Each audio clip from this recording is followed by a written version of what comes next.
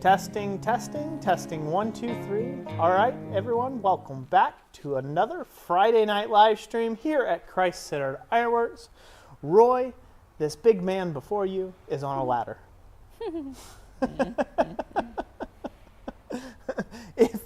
No, your eyes do not deceive you. We are up at the membership wall this evening. So this evening we're going to be adding a bunch of channel members' names to the membership wall, as well as doing a giveaway. In this month's stream, we're doing a double giveaway. So not only are we going to give away one Treadle hammer kit, we are going to give away 2 Treadle hammer kits in tonight's stream. So be sure to take and stay around and stick around for that. It ought to be a pretty fun and enjoyable stream, or at least we hope so. Ain't that right, hun? That's right. Yeah. Yep, we are going to be attending Quad State next month, and things are going to be very busy. And so hopefully, we'll get to meet up with some of our channel subscribers there, and we're going to have a great time. All this heat is making me tired, lazy. Don't like that. Bring on the winter. I'm ready for winter. Who's with me? So next month will be Quad State. That is held at the Troy County Fairgrounds down in Troy, Ohio. It is the largest blacksmith gathering in the entire world, and or so I have been told. Maybe there's bigger ones out there that I am unaware of, but I'm pretty sure it's the largest blacksmithing gathering in the entire world. So we are going to be there in September and visiting and hopefully hanging out with everybody and coming loaded for bear with, a few ton anyhow of blanks and tooling and all sorts of good stuff. So hopefully it will be a fun time to hang out. That's what my plan is. We will also have a demonstration model there of the Treadle hammer kit on display for people to take and use and play around with, and a forge set up, and so that's the tentative plan anyhow. So Quad State ought to be a really fun time. Now, Thomas and I, we've already agreed. Thomas is going to do most of the work, and Roy is going to do most of the gab. So that's what I'm going to end up doing most of my weekend there, is just hanging out with you fine folks. So drop in the chat if you're going to be there at Quad State this year. I would love to find out if you are or you aren't. So let's get into tonight's ordeal. So tonight we are going to be adding names to our membership wall. We had a whole bunch of names added to this. We did 2 separate sessions where I added names to the membership wall. But it has been a long time, hasn't it, honey, since we've added any names. And I said I was going to do it, and I was supposed to do it last month, and all sorts of crazy stuff got in the way. And I decided, well, this month it's hot, it's sweaty. Now's the time to add some names to the wall, Try not to burn the shop down while we do it. So we're going to be using a little wood burner pen and burning in some of the names permanently into the membership wall and having a good time this evening. So welcome, welcome, welcome. Glad you're all here. I will get busy and start burning names. All right. And I will read some comments. Yes, that would be good. All right. It would be good. And I've already started with Kevin Zufelt, and he is burned into the wall, good sir. Burned in. Next forever and always. Next is Alexis from Transcendental Artist Studios will be the next one to be burned into the wall. Dana Maggiore says, "Hey Roy, I'm gonna go grab a burger and some onion rings." Ooh, yummy, Dana. Take me with you. Harold Hotchkiss says, "Hello from Joshua, Texas. A pleasant 113 with a cold front on the way Sunday dropping to 101. I just threw up a little bit right there in my mouth. Oh, greetings, greetings. Brian you S. Poor man. Brian S., good to have you, says it's been a while. Yes, it has been a while. Thank you for being here. Bob's Fab and Welding says, "Hello all. The squirrels are stretched out on their bellies in the trees because it's too hot to move around." I believe it.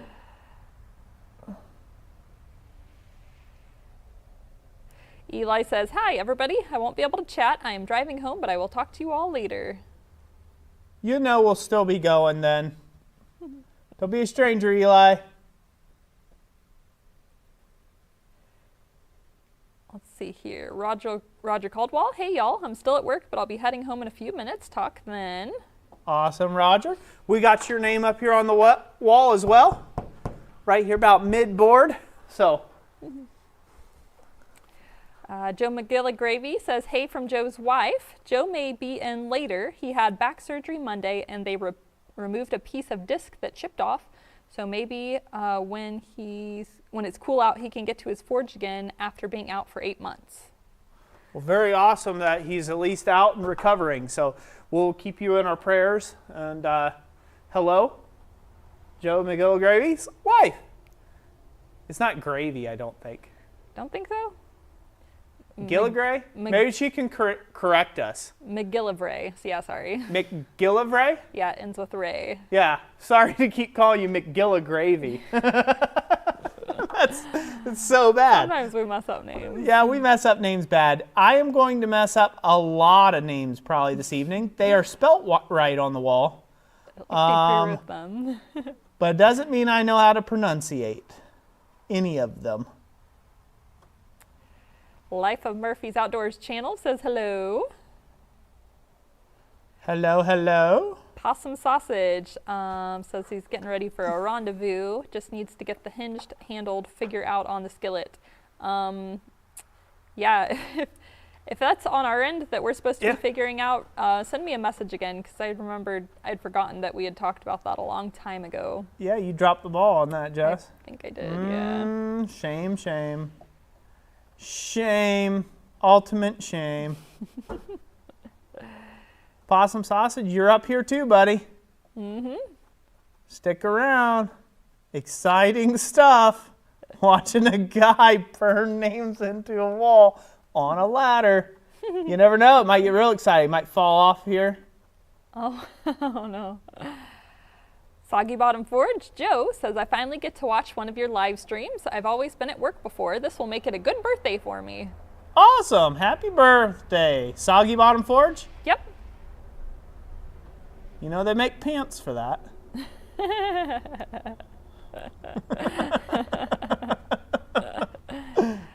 Glad to have you here, Soggy Bottom. Shane Lalonde says, just bought my ticket to Quad State earlier. Awesome. Look forward to seeing you there.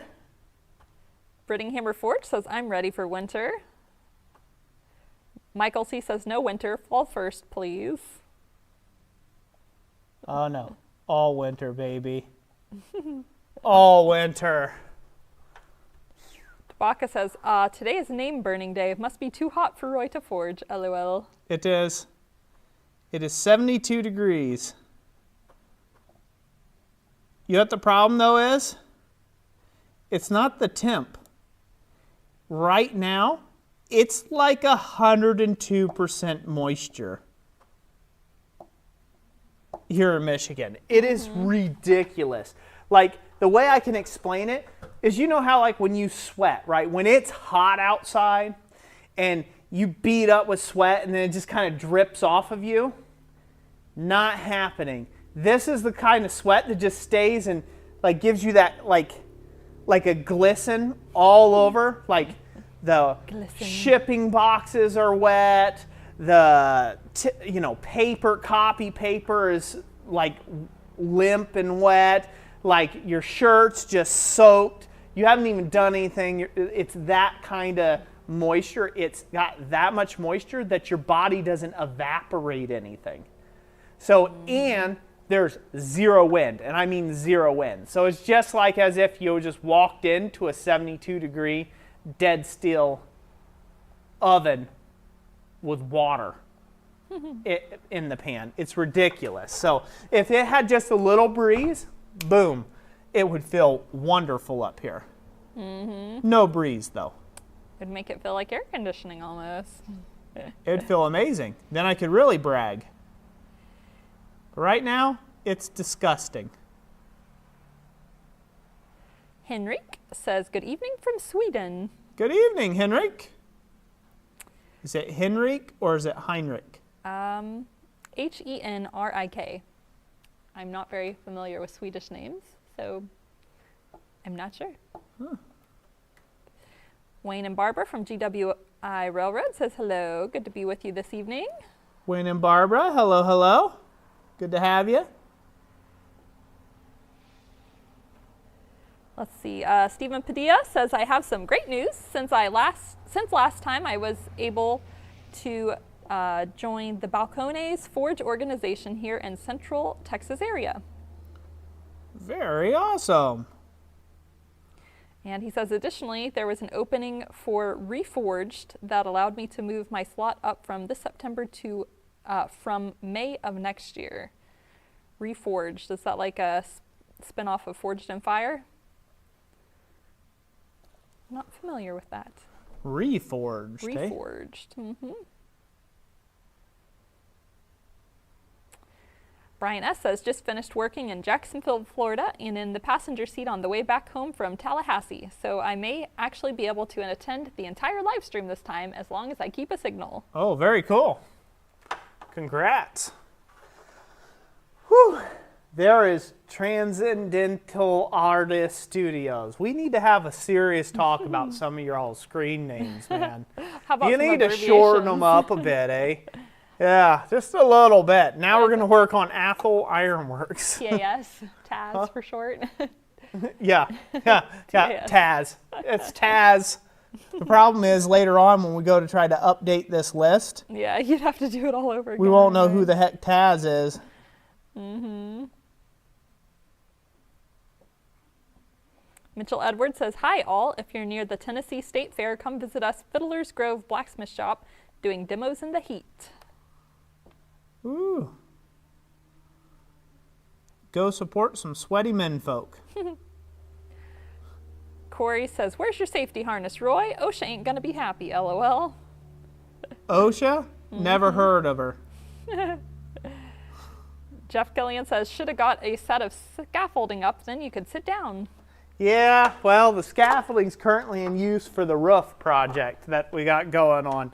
So yeah, so that's expert advice, yes. I just didn't want to break down the scaffold just for one evening. Just have to set it up again tomorrow. Mm-hmm. Kevin Neighbor says, I just started blacksmithing. Is anyone aware of meetups like Quad State in the New England area? If you're willing to travel, there's people that come from all over the nation to come to Quad State. Yeah, in Troy, Ohio. I believe there's the Guild of New England Metalsmiths in your area. You should check them out. Leland Hawk says, aw, Roy is glistening. And Tabaka says, everywhere else that's called rain.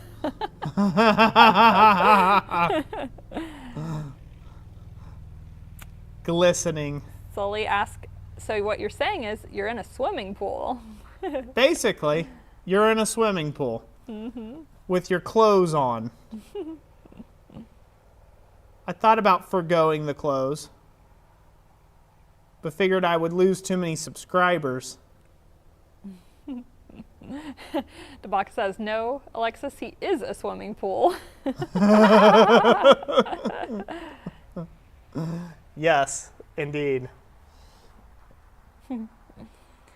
Brian S. says, if you want to know how it feels in Florida, go take the hottest shower you possibly can, then get out and put your clothes on without drying off, and then get back in the shower. Yeah, not fun. Not fun.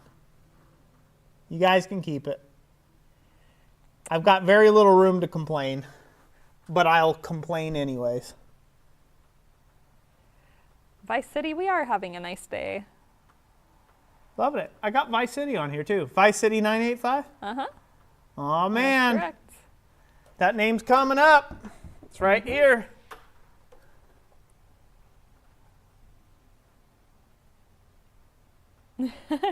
High Desert says, Roy, you mean that sweat that stays with you, and when it finally does leave you, it leaves you feeling all crusty and stuff?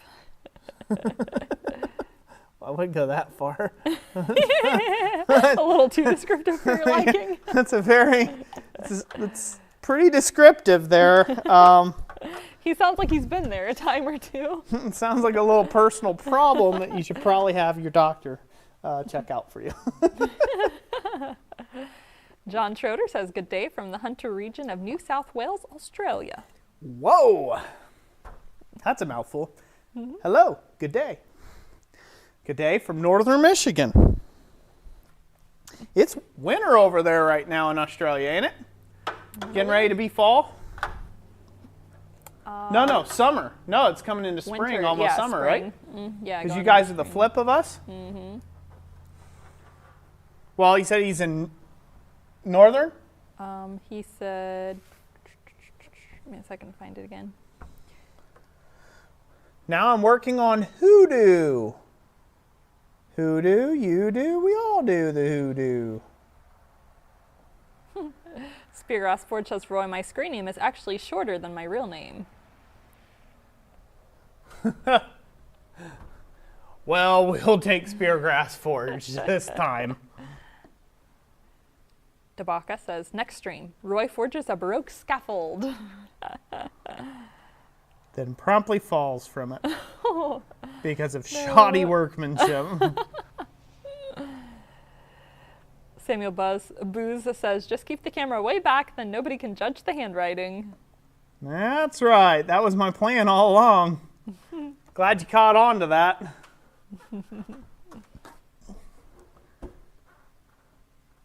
Bjorn says, I just started blacksmithing. I found PNWBA in the Washington State area. Great community. Thanks for the beautiful content. It is very helpful. You're very welcome.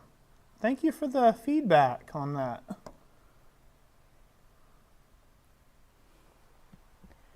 Robert Lana says, it looks like that's where you keep the secret scroll work up there. I don't know if it's secret, but I am slowly adorning my shop with useless things. The hoodoo. The hoodoo has been written down. Hoodoo.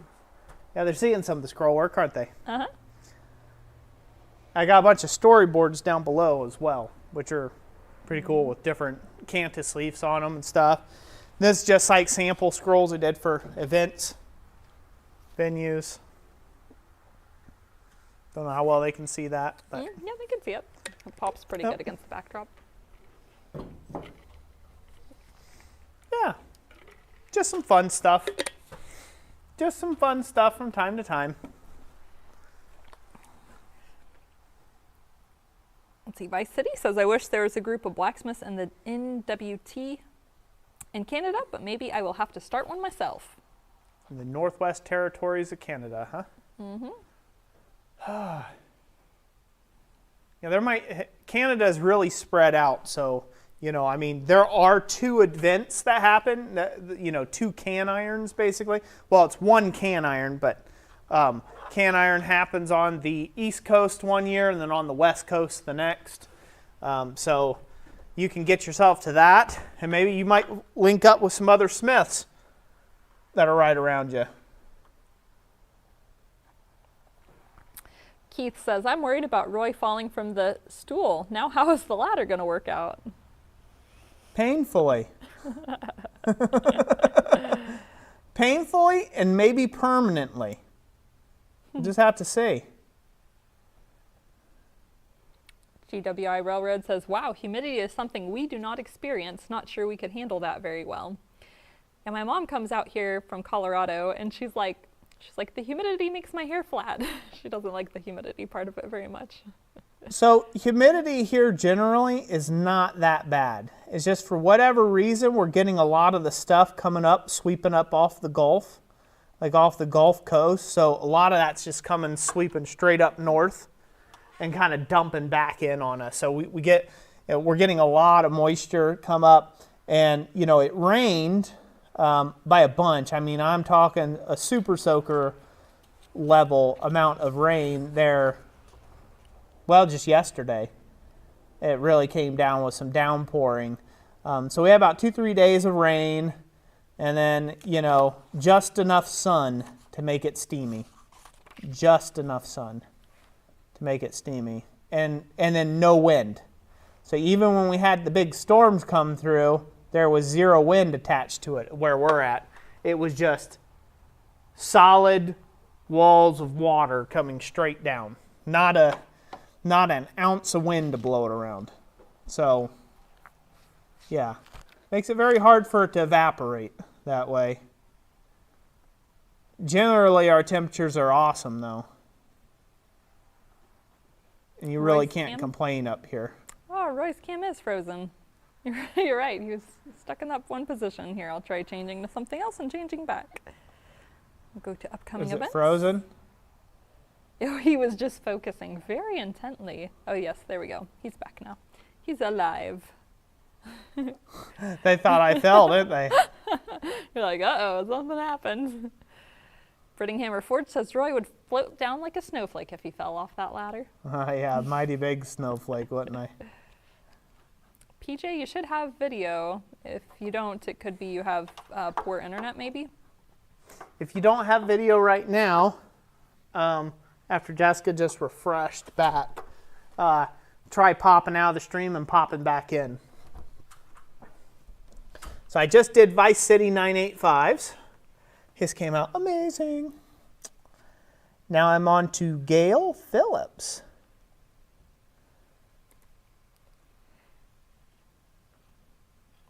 Bobby 4M Metalworks says, I am looking forward to putting my treadle hammer together that just bought from you, cleaning out the shop now to make room. Very awesome. I look forward to seeing. Give me some feedback on that once you get it together, how you like it, and love to hear how that comes along for you. Vincent Luneman. Thank you for the order, by the way. Go ahead, hon. Vincent Luneman says, can we play Pin the Tail on the Blacksmith? Well, you wouldn't have to hunt hard, would you? Possum Sausage says video and sound is good on his end. Okay, awesome. Samuel Booze says, what's in the cup? Water and drink mixes to make it not water. Basically, fruit punch. Kevin Zufelt, who else is ready to use Thor's hammer attachment for the treadle hammer?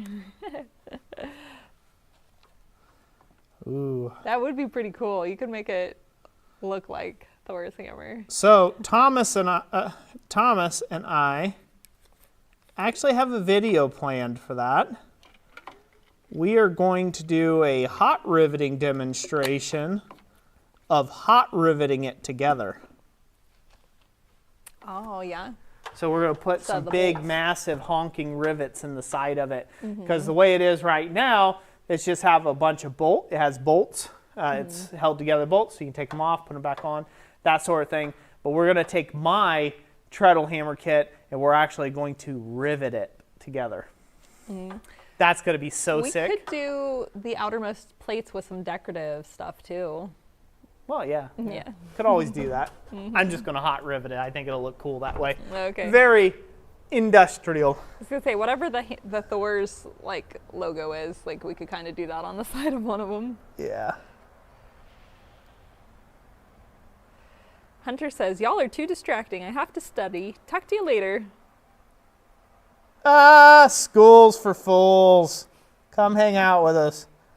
It'll be there tomorrow. As his parents walk into the room and say, he is a bad influence. You will stop watching him now. Possum Sausage says, no hot coffee? No, I gave up on it. I drank it a few times a day and I thought I was about to die of a heart attack. It was so hot.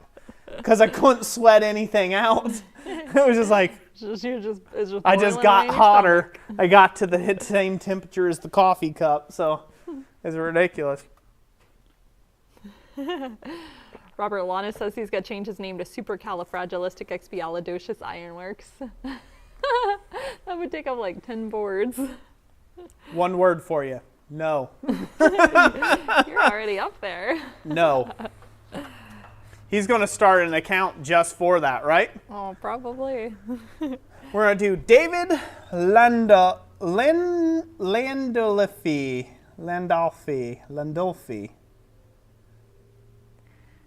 Samuel Booz says, what is the very first thing you forged? Junk. I don't know. I think the very first thing I forged was a coal rake for the forge.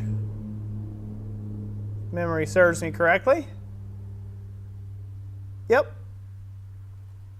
That was the very first thing I ever forged. Mm-hmm.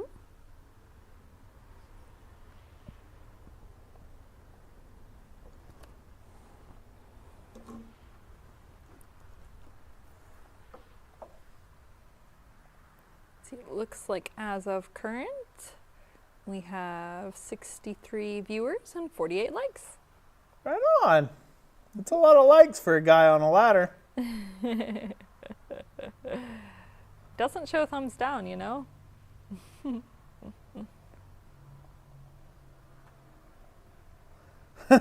Oh, so you're saying those might outweigh what we've got going on here, Jess? Oh, Is that what you're telling me? I guess you could assume the other 12 would be thumbs down.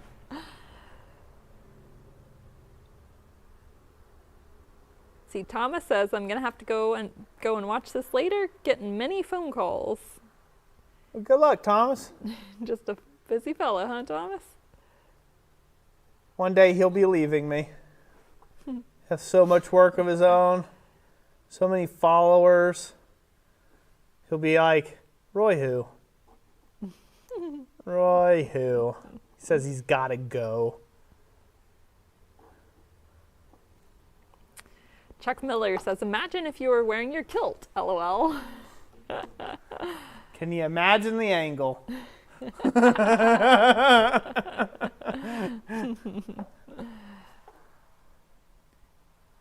could always take a break from being on the ladder when you get that row done and talk about some of your updates. Yeah, we could go over that here in a second. Mm-hmm.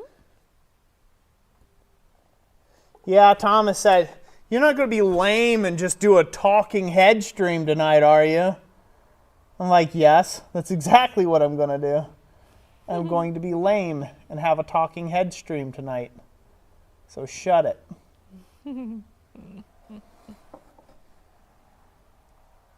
I guess he got enough of it. He's like, I'm out. Roy's just doing a talking head stream. He's still here. He says, I can chat, but don't know what's going on in the live. You're looking at it, Thomas. You're literally looking at it, bro.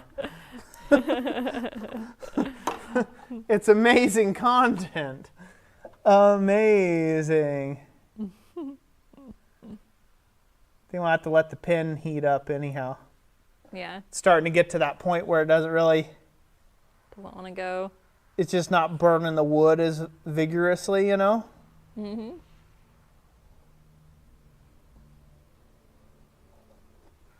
Somebody, I believe last time we did this, somebody recommended that we bring the laser engraver out. Screw it to the wall and say, well, that'll be done in about an hour, guys. It goes pretty fast, but It does. just mounting it on the barn siding would be tricky. I should have mounted myself some loops and wore a harness, a rappelling harness. Oh. So that's why I could just hung from the ceiling and just kind of swung back and forth. Would make it interesting.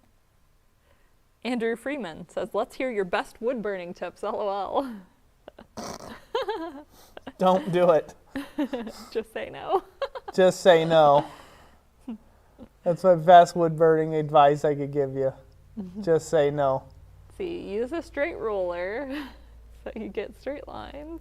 Have somebody else who can spell better than you put the names on the wall in pencil first.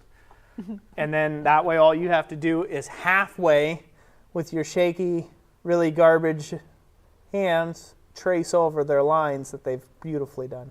Mm-hmm. I had Thomas put all the names up here. Oh, well, until over there, and then you can tell the difference. Okay, I guess the handwriting is a little different. Yeah. It doesn't look like somebody from the 3rd grade wrote it. All right, we're gonna let that heat up a little bit. All right. and go over to the seat. Bye, guys. I'm getting so small. So tiny. Bye, guys.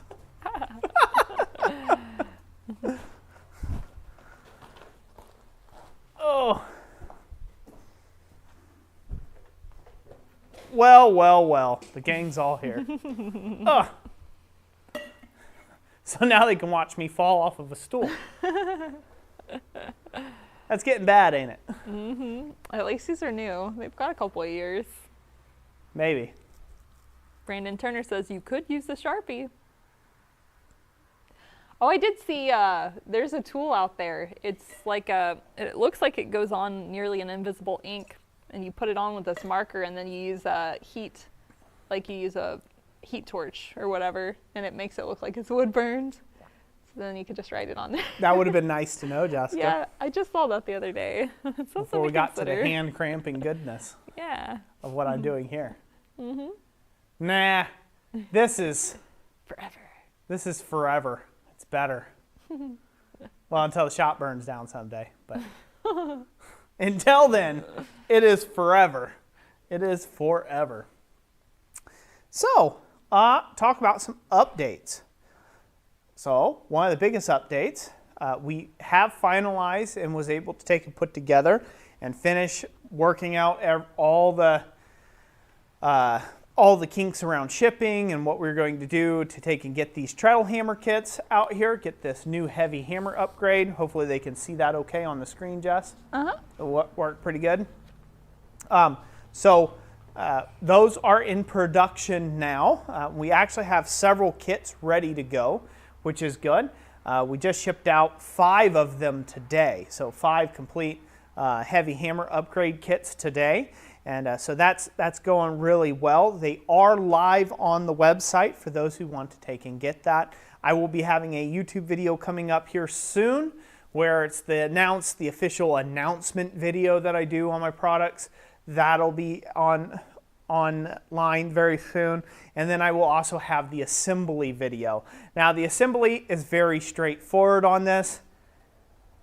You really can't screw it up. There is a bolt for every hole that's in there. So if you can count, if you have all of your fingers and toes, you should be able to count up to the amount of holes there are.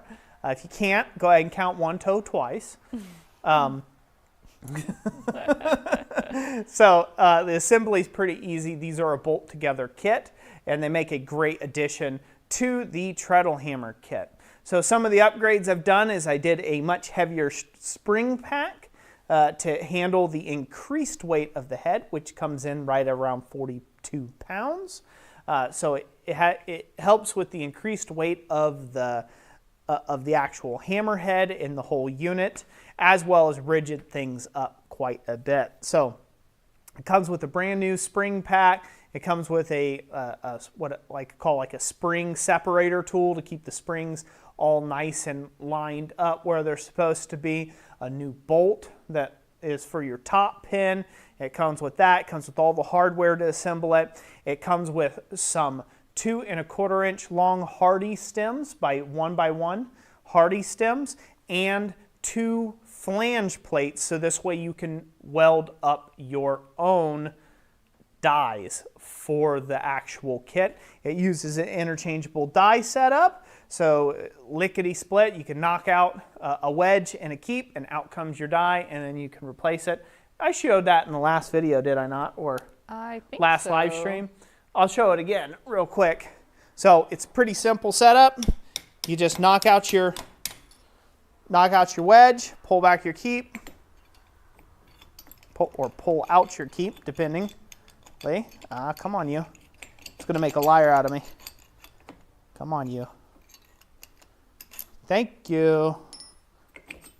Out comes your hardy stem. That simple. So you can change that for whatever you want. Had drawing dies in it there. And go ahead and put on some flat dies. Just slip that in. Throw your keep back in. Throw your wedge back in.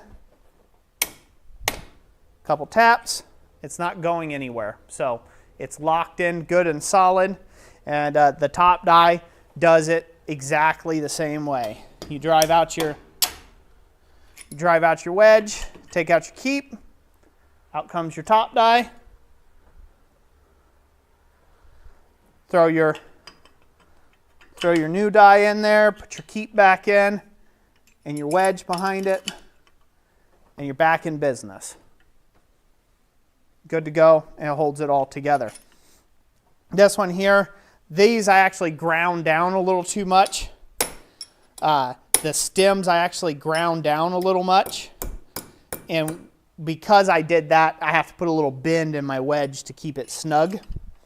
Give it a little pre-bend, just so this way it holds in there, and boom, just like that, your die's changed. But I'll have an assembly video. I'll have a video talking about how I set all of this up and how I set this up to work, and things like that. Height adjustments, all that good stuff that are a part of it. But it is a drop-in option, so you should just be able to drop it in to your treadle hammer kit that you already own. If you don't have a treadle hammer kit, you can get this entire setup for $1,000. So you get the entire setup. That's the heavy hammer upgrade.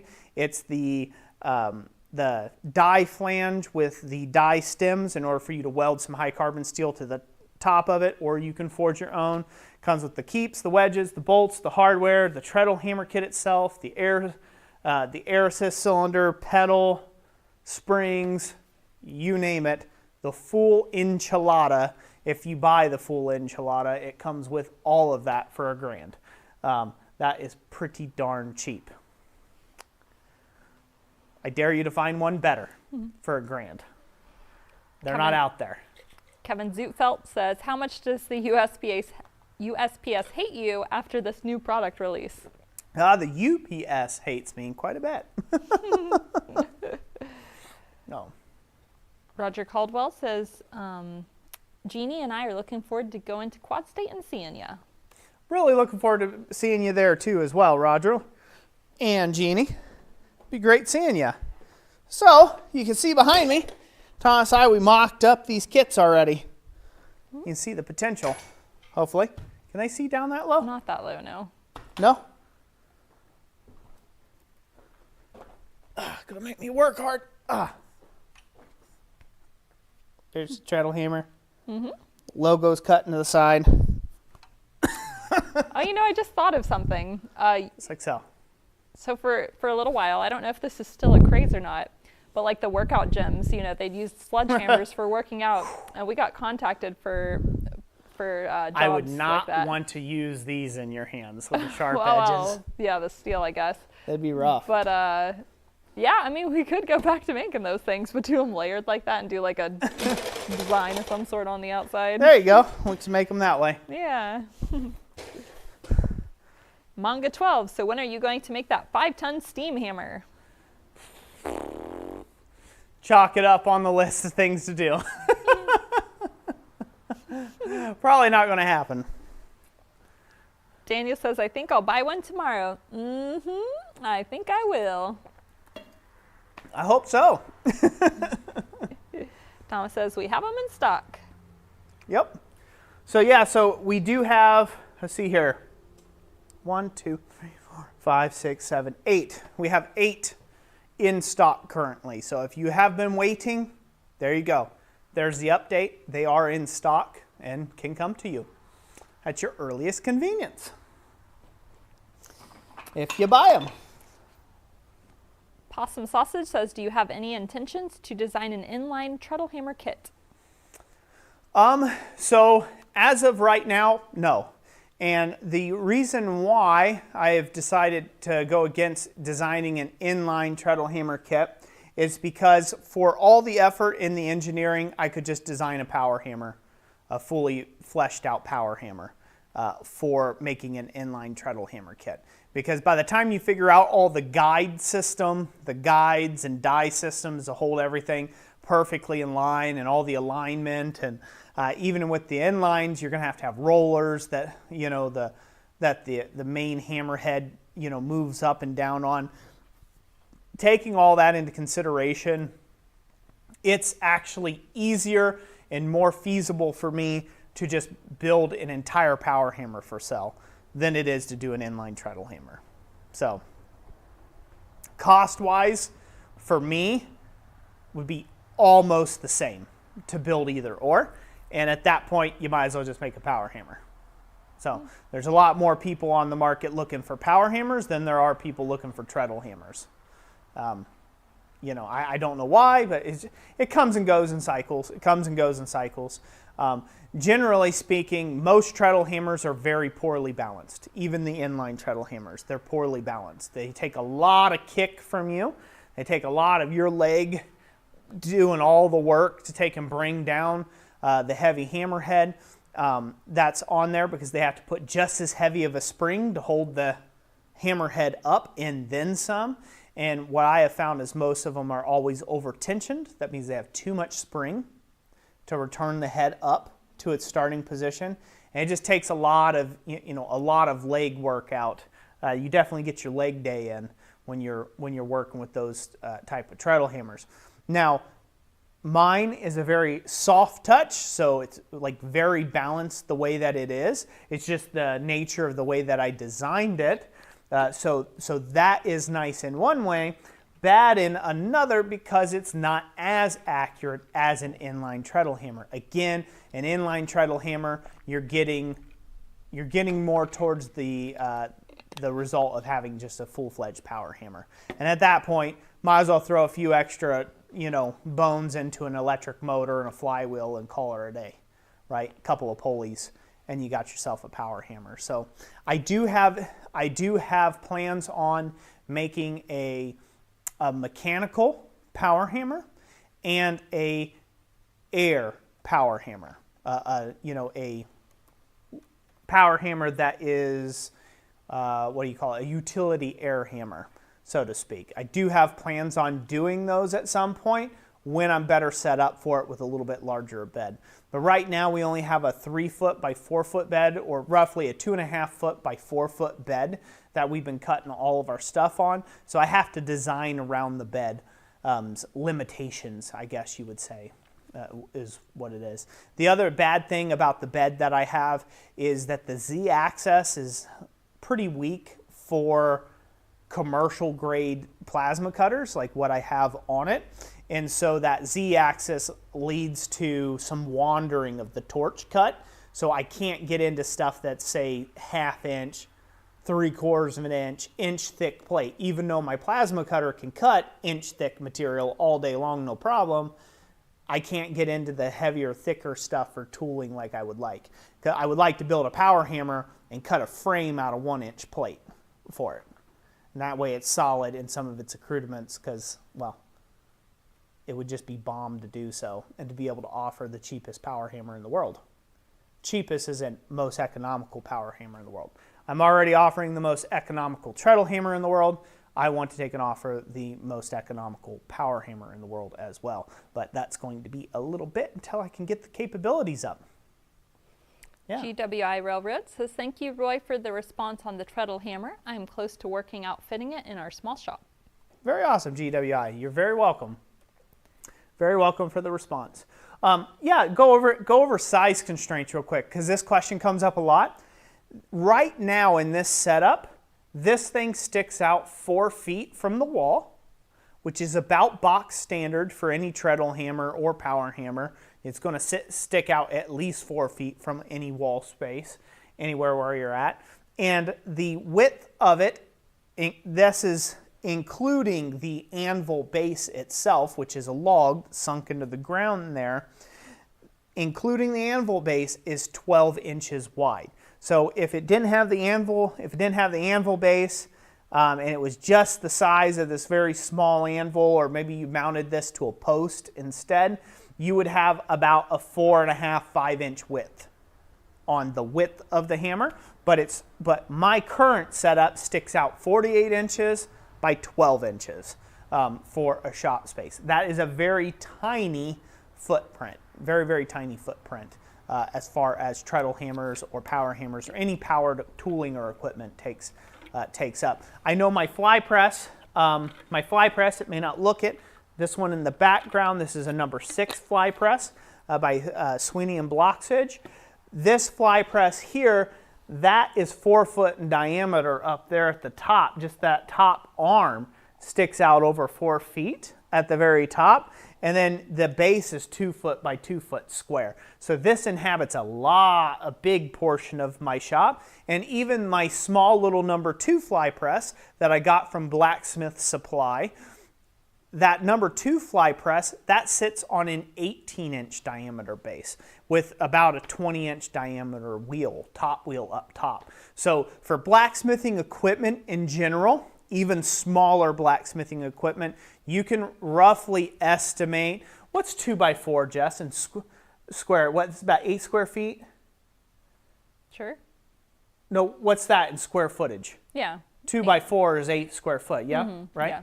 Yeah, so you figure about, any way you slice and dice it, about 8 square foot minimum is what you're going to have for most blacksmithing tooling. Whether that be a grinder, a very small power hammer, fly presses, you name it, forge, it's going to inhabit about 8 square feet. So if you are out there designing your own, that brings up another good point. If you are out designing your own shop right now currently, keep that in mind, that most blacksmith tooling, larger tooling, is going to inhabit in about 8 square feet. So every time you add an item, a large anvil like Olga, 8 square foot. Add a vise to the situation, probably 8 square feet. Add a forge, about 8 square foot. Add a treadle hammer, about 8 square foot. You can get it. Just good general rule of thumb. So anywhere from about 8 to 10 square feet. Sound good? Mm-hmm. Manga says, how heavy is the head? 42 pounds. Yep, it's 42 pounds. So I should say this, the head is not exactly on 42 pounds. It's like 38 and some change. The whole unit, including the handle, because the handle is all steel as well, with the dies and everything all together, weighs just a touch over 42 pounds. So you can kind of gauge it how you want in there, anywhere from a 40 to 42 pound head. I know it ships all of it together, it just laying there is 42 pounds on the scale. You could do a rough calculation on what the head actually weighs just by measuring its width, its cross section, and its length. You could do that, but the way that I designed it, it's got quite a bit of mass in the head. The other way that I designed this treadle hammer, and instead of me waffling on, I need to get back to writing some names because that's what I'm supposed to be doing, and I want to give away some items. The other thing that I decided, the absolute genius of this design is, and I do plan on offering this in the future, is you can add extra weight plates. So each plate that goes on here, each 1/4 inch plate that goes on here is right at 4 pounds. So I can add 8 pounds to this head just by removing my bolts and putting a plate on each side of the stack. Just like weights, right? Just like a weight set. You can just keep adding plates to the stack on the outside without changing the core, which is holding all your dies, and you can just keep expanding with more weights on the side up to a point, and then you're going to have to get heavier springs and you know, make things a lot more robust. But that is a very, very cool feature of this being a bolt together design and kind of layered like it is. And beyond that, the other thing that tickles me pink is this die setup.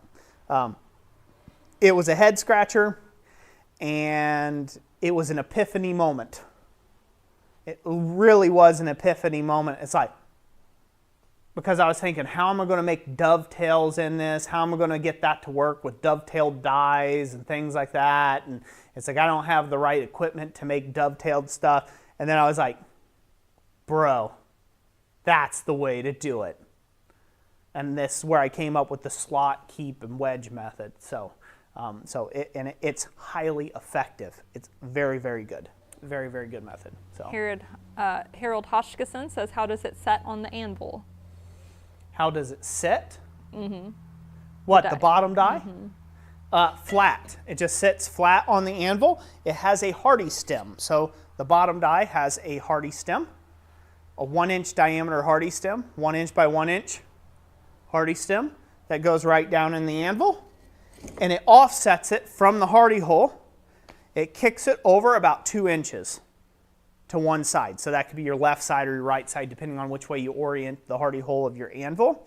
And what that does is that allows the center mass of this, the anvil, to be more under the strikes of the power hammer, versus it sitting in the tail section of, say, like a London pattern anvil. It will kick it back over closer to the center line mass of the anvil. And obviously that could be fabricated. You could cut that off and weld on a much longer piece, or make up saddles, or do whatever else you want with it. But that's what it comes with there. But it does sit flat on the flush against the anvil there. What else? I think that's all. Is that good? Okay. Yeah. Yep, that's all the questions about that at the time being. Right on. Are you reading from a list or the actual live chat? Both. Both. You're reading from both? Yeah. Okay, good.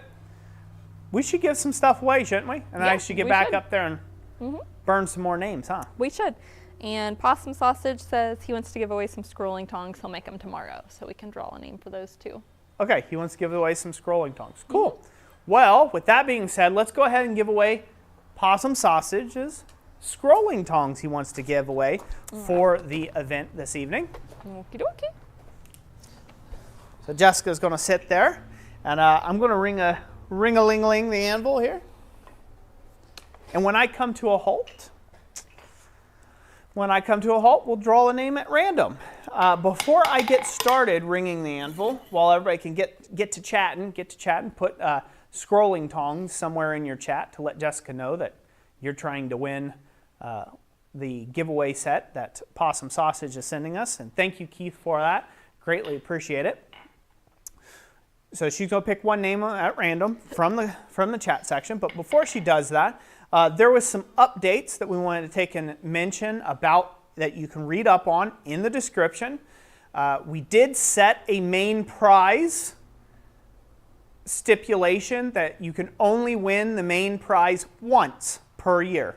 So that means you can't win the Treadle Hammer Kit one year, you know, at the beginning of the year, and then win the Treadle Hammer Kit again at the end of the year. So if your name gets drawn twice for a Treadle Hammer Kit, it that'll automatically, the second one will be disqualified, and we will give it to whoever's next up on that list. We'll redraw until we find somebody who hasn't won one yet for the year. So, and the reason for that being is tonight's stream, right? We're going to be giving away 2 of them in the stream, and we want to make sure they go to 2 separate people. They don't spontaneously sometimes, you know, land on the same name, right? You know, even if that's what we were scrolling to. So just to let you know, that's the way that's going to go in the future. You can win multiple items in a stream. You just can't win 2 main prizes. So if you happen to win a sticker bundle and then later on, hey, you stuck around and you're busy commenting just like everybody else, and hey, now you won some tongs. Well, great. Good on you. You won some tongs, you know. Jessica completely scrolls at random and then just stops at random on a name, and that's who gets it. One last little stipulation is the main products, the main items this year, the Treadle Hammer Kits, just like in all previous giveaway live streams, they are for USA only. Unfortunately, because it is way too costly for us to ship it overseas. So if you do end up winning it and you're from overseas, then that will also be disqualified, and we will have to redraw that at a later time. So keep that in mind when we're doing that. All of our international friends, butt out. Unless you're willing to pay like $1,000 in shipping and like all the tariffs and custom duties that are related for once it hits your country, which could be pricey. So, because we do have to put an insured value on this, and when we do that, it's pricey. So, yeah, it's pricey. So, keep that in mind. All the smaller prizes are worldwide, yeah, though. All the smaller prizes, however, just not the Treadle Hammer Kit, all the smaller prizes that we give away are open internationally, and we will ship them internationally for you. Okay? All right. Sound good? Sounds good. We'll draw for those tongs. All right, here's for the scrolling tongs. So I'm going to rat-a-tat-tat the anvil. Jessica's going to pull one person at random. And 3, 2, 1.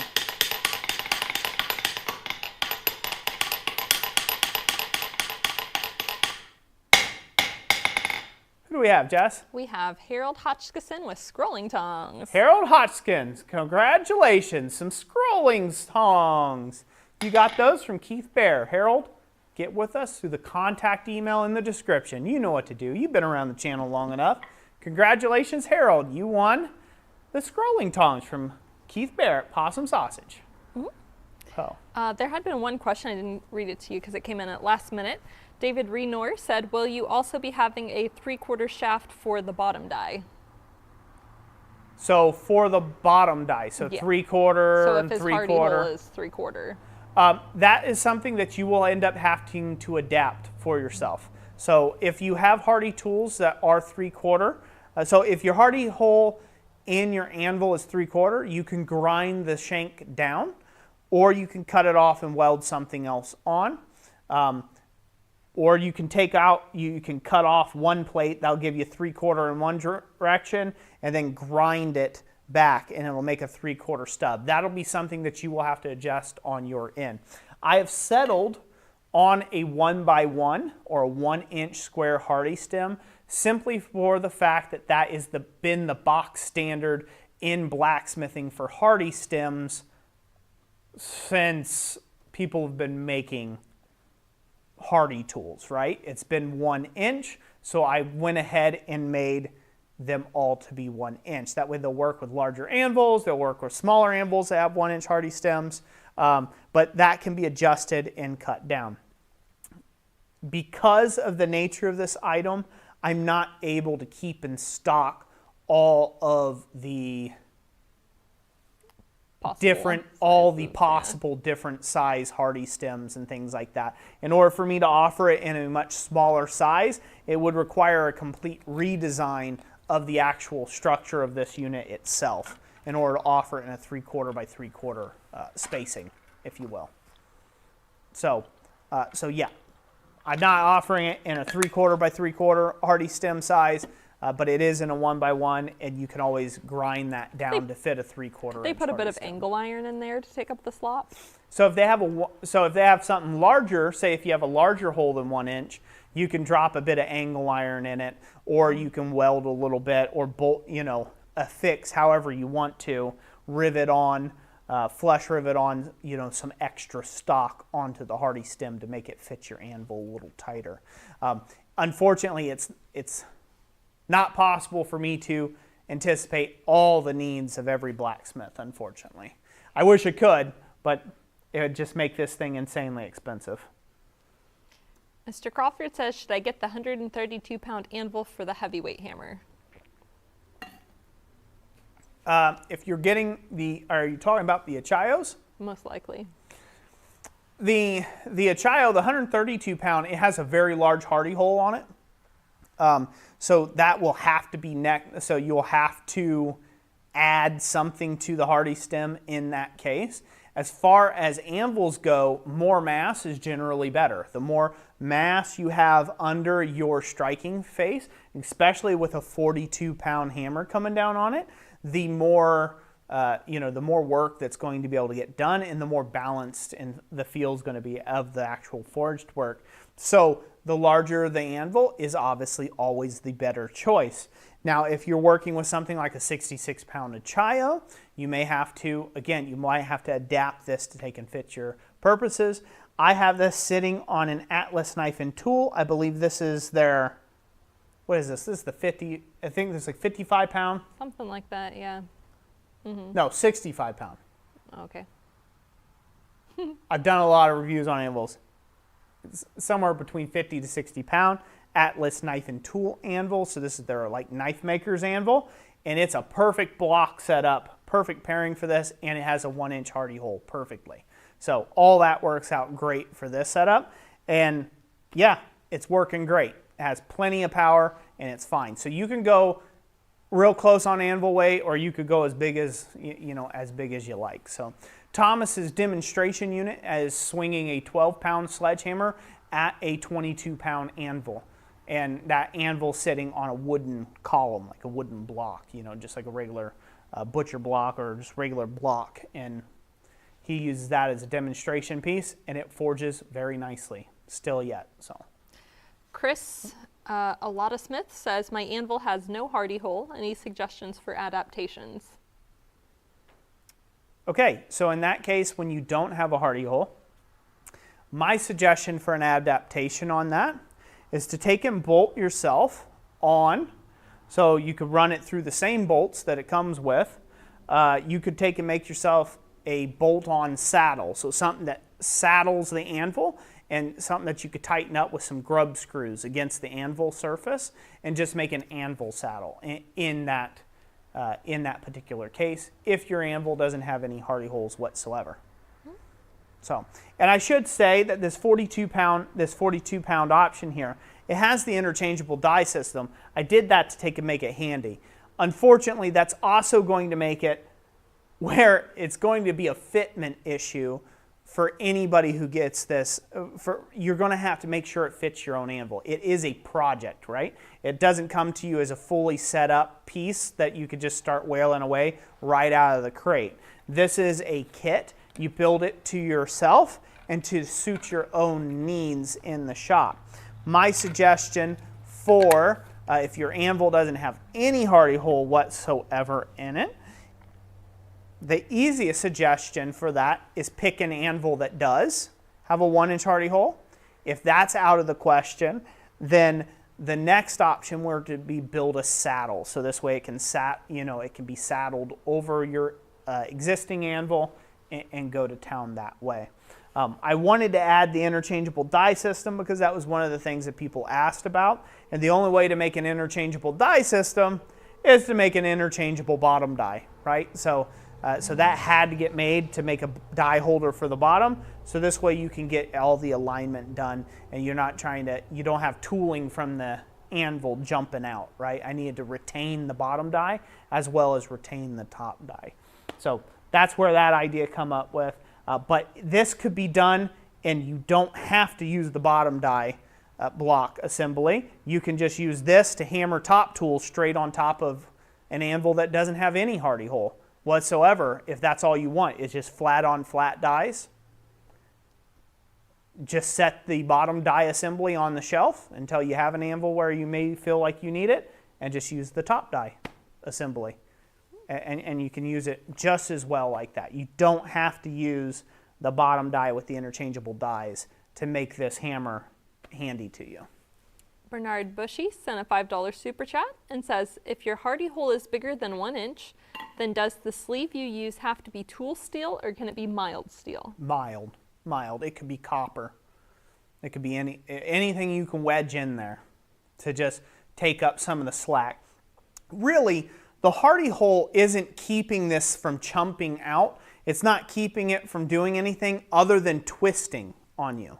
That's the whole purpose of that hardy hole, is to stop things from twisting around. It's why it's square. Otherwise it would be round, right? If it was just trying to stop stuff from, bouncing, sliding off the anvil or bouncing out of the anvil, they would just made a round hole. But the whole purpose in that hardy hole being square is to stop things from twisting and kicking on you.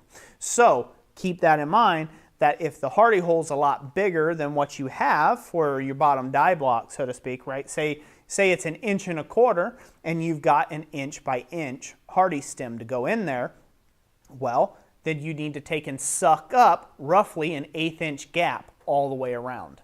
So you do that a whole host of ways, right? You could drive a 20-penny nail down right next beside it, and that would suck up the gap out of that, right?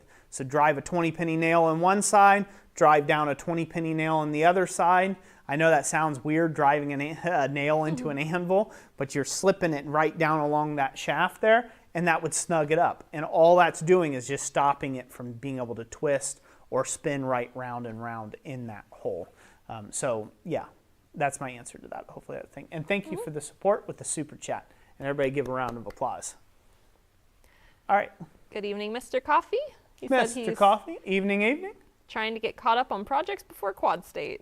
Whew, don't I know it. I had a whole list of things planned.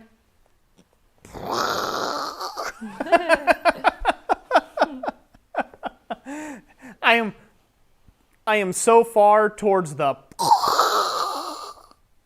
just everything just being ruined and wrecked and blown to smithereens, those plans, that there's no hope of me recovering. Like, I've given it up. I'm like, no, I'll just be lucky to show up there with my head attached, still at Quad State. That'll be good enough to just be able to visit with people. So. Harold Hoshkison, thank you for the $5 super chat for shipping. Hey, thank you, Harold. Greatly appreciate that. All right, we're going to give away one more thing. Sure. Then I'll get back to burning names Yes. before my magic pen up there like melts Yeah. in two. Yep. It's still on, so Okay. It'll it's be been hot. sitting there that whole time. It's going to be real hot. It's going to be real hot to hold it. All right, we ready? Yes. Okay, so the next item we're going to be giving away is one of our A-frame guillotine tool kits. You'll be getting this that you could put together, knock together yourself. It's a closed frame, closed die frame type guillotine tool with a 1/2-inch die set that comes with it, so you can make up that die however you like. We're going to give that away to one lucky individual. So go ahead, if you're interested, comment something with guillotine tool in it in the comment section. While we wait for that, any other questions, Jess? Comments, complaints, concerns? Let's see. High Desert Forge says, I may have asked this before, but how high should a swedge block stand be? Like in comparison to an anvil, which is knuckle high, should a swedge block be the same height?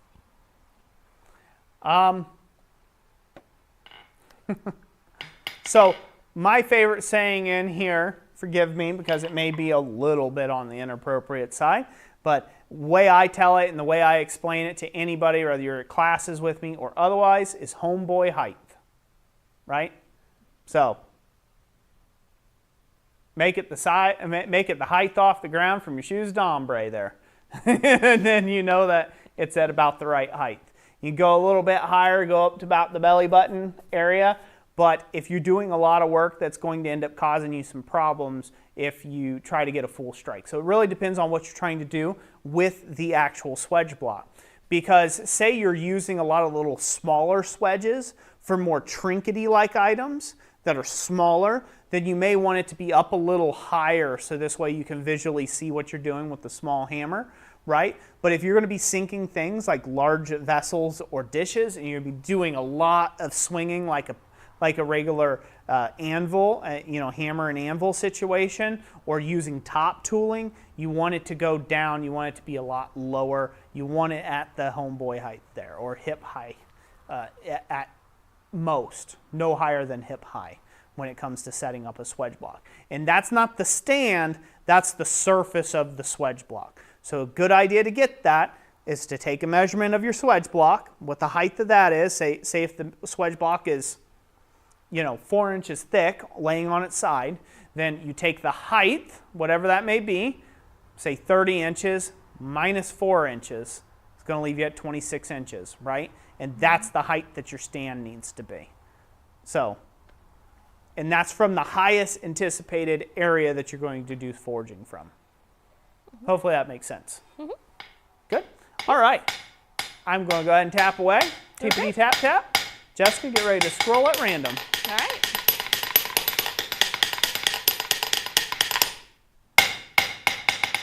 Who do we have, hon? We have Bernard Bushy with guillotine. Bernard Bushy. Hey, that worked out. Congratulations. You won a guillotine tool. Congratulations, Bernard. Get with us. Contact, email, description. Do it. Do it now. Doc Holiday 2A says, how do hot rivets compare to bolts as far as wear on a machine? Good question. And my answer to that is, I don't know. But we're going to find out. No, I just thought it would look really cool and industrial-like with some really nice honking, some really nice honking hot rivets done through it. Some really nice big rivet heads. I think it would look really cool just to have rivets. Just because I can. 'Cause you can. Might turn into a short, make a couple billion views, you know. Like you do. Like you do. And if it turns out like garbage, well, that's what a grinder and a welder's for. You know, I can just drive those out and go after it again some other way. I'm going to add some more water to my drink here, and I'll field some more comments, Jess. All right. And then I will go do the crazy thing of getting back up on that ladder. Stephen Padilla says, I got back from supper just in time to try to win. Sadly, now I have to go teach. Sadly indeed. Teach those little niños. I'm assuming they're niños. Cat Van Forge, good evening. Hello, hello. Rigid Ironworks says, how's the roof coming? Coming along well. It's a slow process. I'm going to head back over to the other cam, Jess. Okay.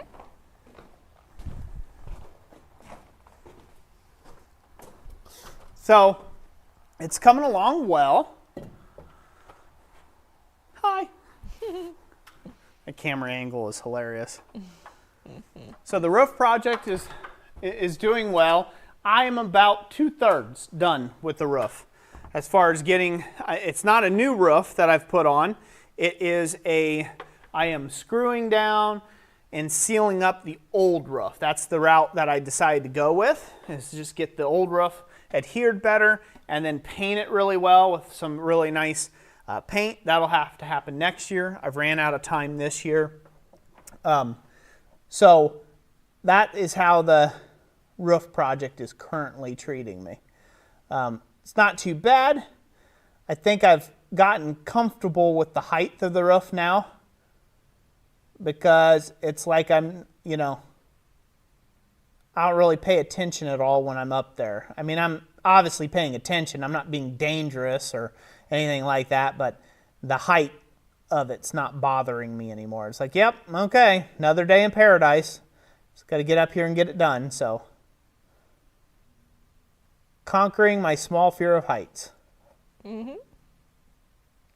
Shout out to Jesse Dunn. Thomas says, hey Jess, it's a cow farm. There's going to be cows outside. Shout out to Jesse Dunn, huh? Mm-hmm. Speargrass says, I just noticed Jess says roof. Roy says rough. Rough, the rough. Do we say it differently? Roof? How do you say it? Rough? Yeah, you say it more with the sound. I say the ooh sound. Like spoon. Jessica's the more educated of us, so. I have like re-gone through all of the vowel pronunciations, teaching, homeschooling the kids and teaching them to read within the last several years. Harold Hotchkiss. And I never went through it to begin with. Harold Hotchkiss says there will be a little less snow in the shop this winter. Oh yeah, that's the hope.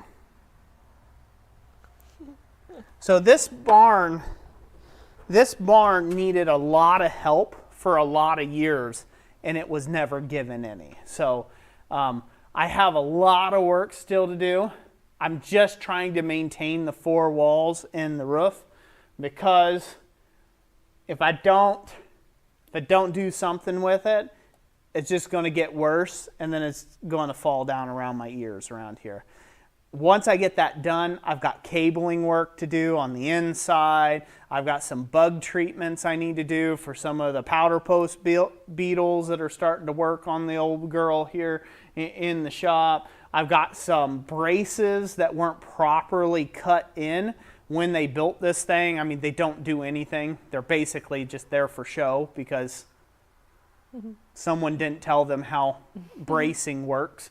So I've got some timber framing to do in here to sturdy the structure up quite a bit. So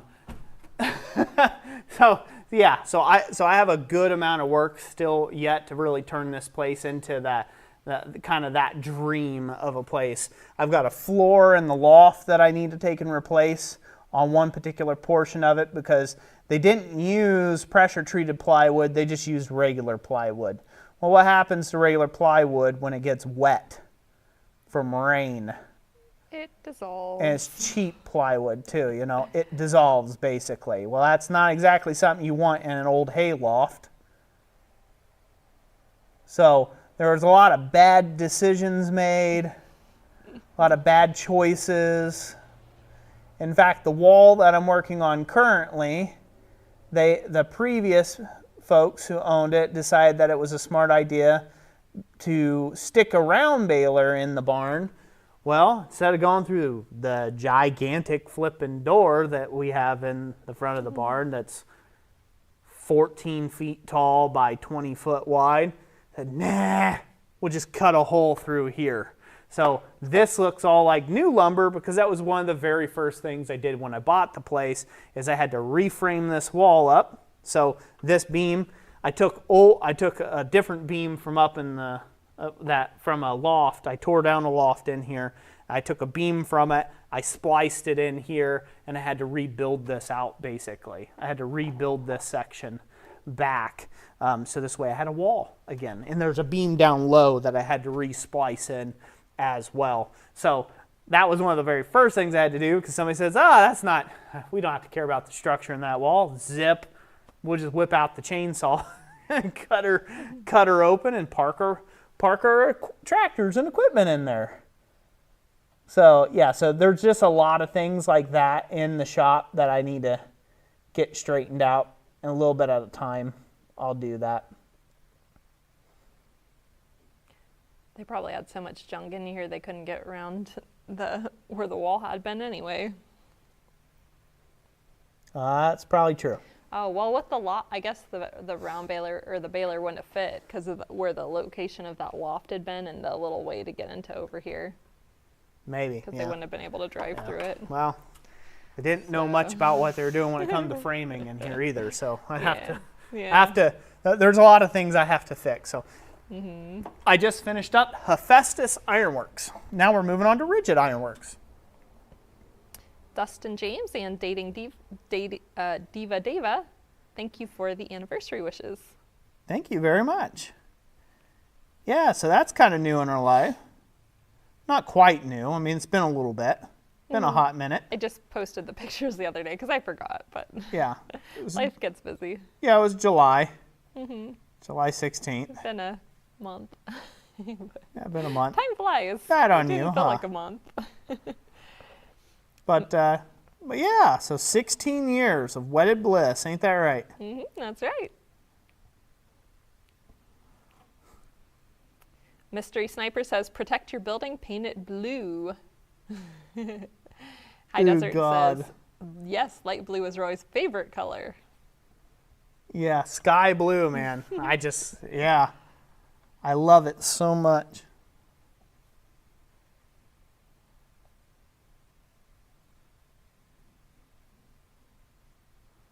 Scott Carlson says, late but here. Hello, all. Hey, Scott.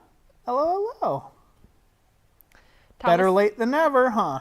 And we got Scott Carlson on here too, I believe. Was he previously up here? I thought I just did his name. Maybe he was already up here on the list. No. I got him to do still. No? No. It's a Scott Johnson. Not a Scott Carlson. Thomas says that you have to say the thing about the cow farm. It's a cow farm. There are going to be cows outside. Is that barnyard? Yeah. Barnyard reference. So great. Speargrass says, I thought barns were supposed to be green, obnoxious neon green. Actually, we did want to do dark green barn. It would have been nice. But somebody already halfway started with gray on the back. So they kind of picked the color for us. So we just continue to work with it.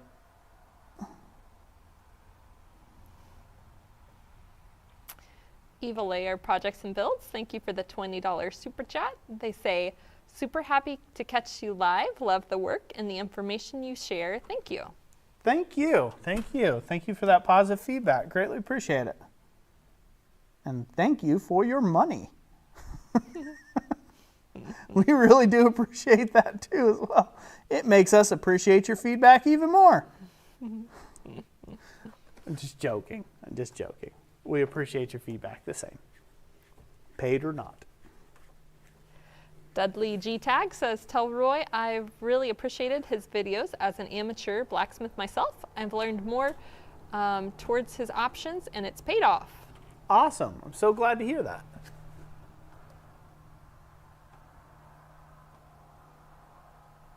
Again, thank you for that feedback. Chris Adata Smith says, do we detect a note of sarcasm regarding blue being a favorite? So the blue Achayo anvils. What else do we have? We have the blue fly press. We have a blue quench tank in here. Yeah. We've got little blue barrels in the back corner, a blue Yuck. go-kart. There's plenty of blue. We're trying to cover the fly press with that is blue with stickers. Well, the and it's fly not press quite is complete. at least It's a like, dark blue. Yeah, It's at more least. like a navy blue. It's not. Yeah. It's not a sky blue. Mm-hmm. Well, it's kind of like a greasy blue now. So Greasy blue. I'm slowly, with stickers and otherwise, we're making it go away.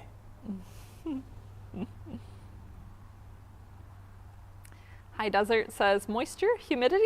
I don't know what that is. We ain't got no moisture here, just jackrabbits, rattlesnakes, coyotes, and roadrunners. Yuck.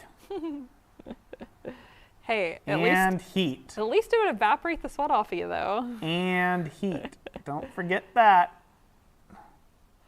Debaka. Roy's least favorite color is machine shop blue. Yuck. Disgusting. Pogie Forge says, I started on my blue roof yesterday, LOL. Along with tinfoil hats for the family.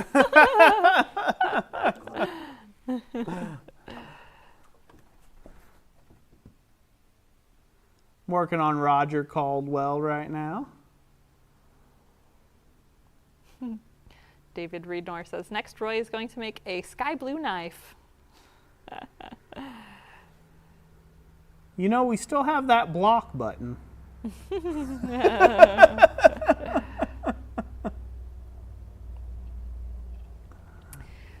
Pogie Forge said in regards to the rivets or bolts, he said, look at it this way. They chose to rivet over bolts on a skyscraper. Yeah, That's right. true.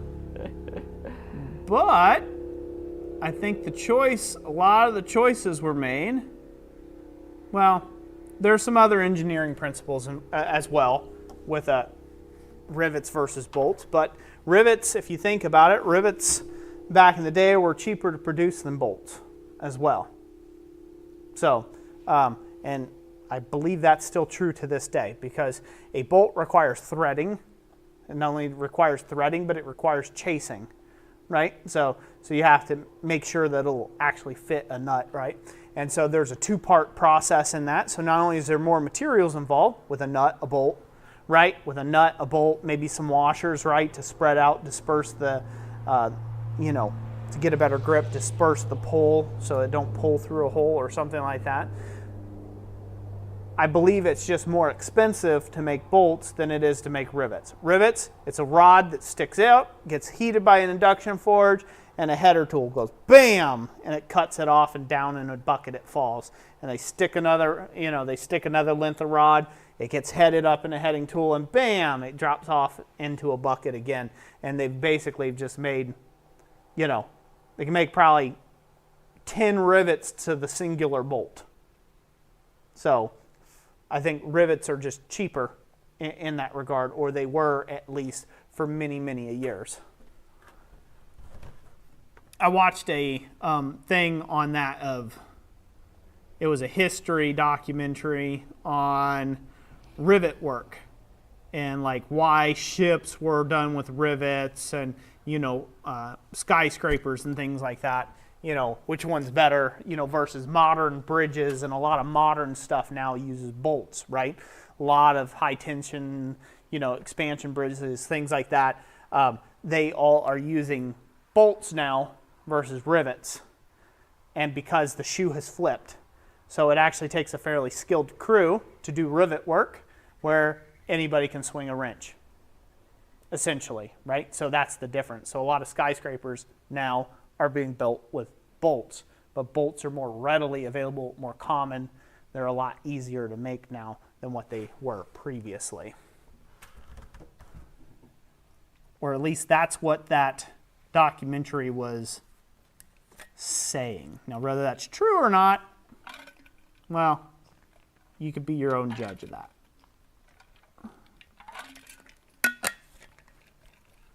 Working on Jester C.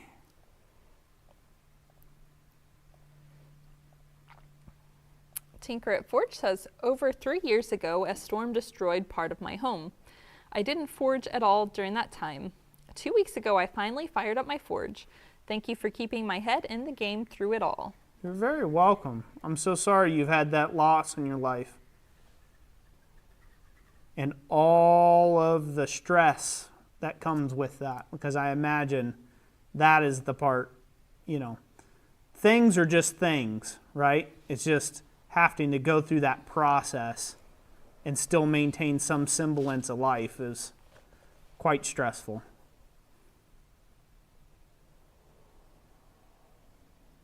I'm so glad I could keep the head in the game there for you.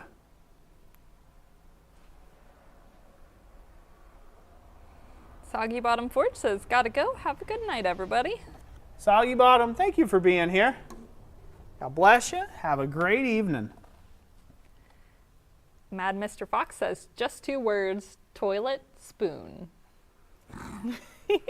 Just had to. Just had to. Had to bring it out. All right, now we're on to Francois van der Hule. Francois van der Hule.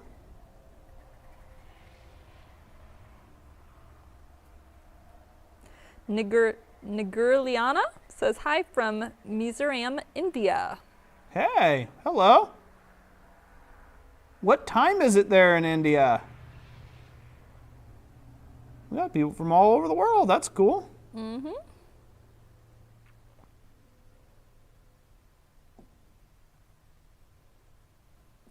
Tobacco Maker says there they got a year's worth of rain in 48 hours. Wow. That's crazy.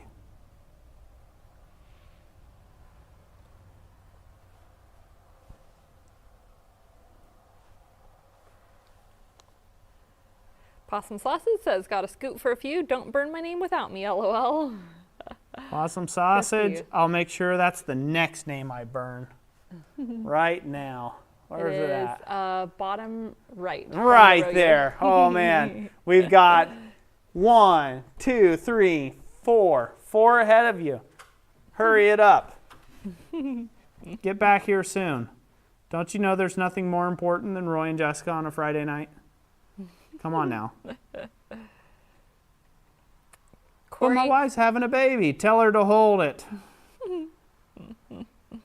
It's Friday. Corey says, so should that 50-pound Holland swedge block I got from you be about as high as my pants, belt line, or a little lower? So, 50-pound Holland swedge. Look at it. The surface of your top end, say if you're going to use the swedges around the side, needs to be no higher than your belt line for fatigue purposes. Because if you make it higher than that, let's say you use a top tool with it, it's going to be too tall for you to strike on properly by yourself. If once you flip the block down, the thickness of that block, obviously, it won't be as tall as if it's standing up vertically in a vertical orientation. Like my swedge block stand has a slot.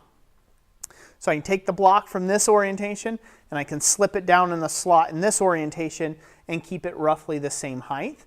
That would be my suggestion to you, is to make a swedge block stand where it can lay flat like this at belt height, and then when you pick it up, you can put it down in the slot, and then the height of those swedges are about belt height. That is the proper height for your swedge block, in my opinion.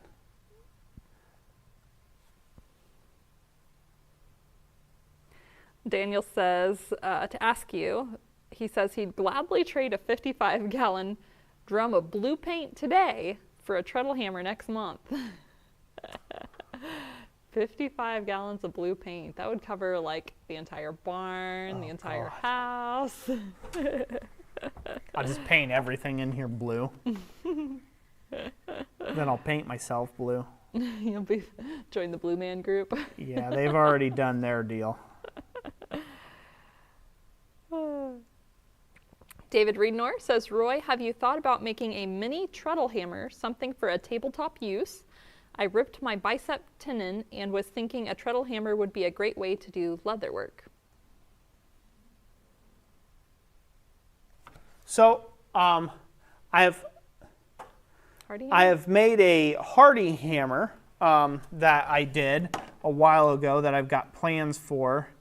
That is, you know, basically that. It's just a small anvil top type deal for that. So something like that could very easily become a treadle hammer deal.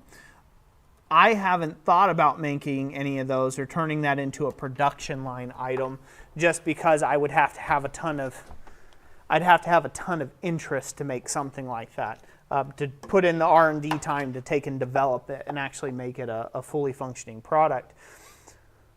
So my easiest suggestion is to take and find out where you want to put something, get a small hammer, say something like a 6 or an 8-pound sledge, and cut the handle down on it, and then, you know, attach it very similarly the way I've done it, and maybe add a bit of cordage and add some springs to the top of it, right? You know, to kind of pick it back up in the air and create a little small treadle hammer for yourself that way. There are a whole lot of people who have come up with all sorts of different treadle hammer designs over the years. If you just Google search images for treadle hammers, you will see a wide variety of different cobbled up things that people have come up with for very specific purposes. It is totally doable. Yes, it's totally doable to take and make a treadle hammer for that. Just shrinking mine down, I'm not sure that's entirely possible to take and shrink that down to a size where you could make it work on a workbench top. Like, it would be dinky. Like there'd be a pretty big redesign that would have to happen on it in order to shrink it down to those kind of dimensions. But if you have something bigger than, say, workbench, right?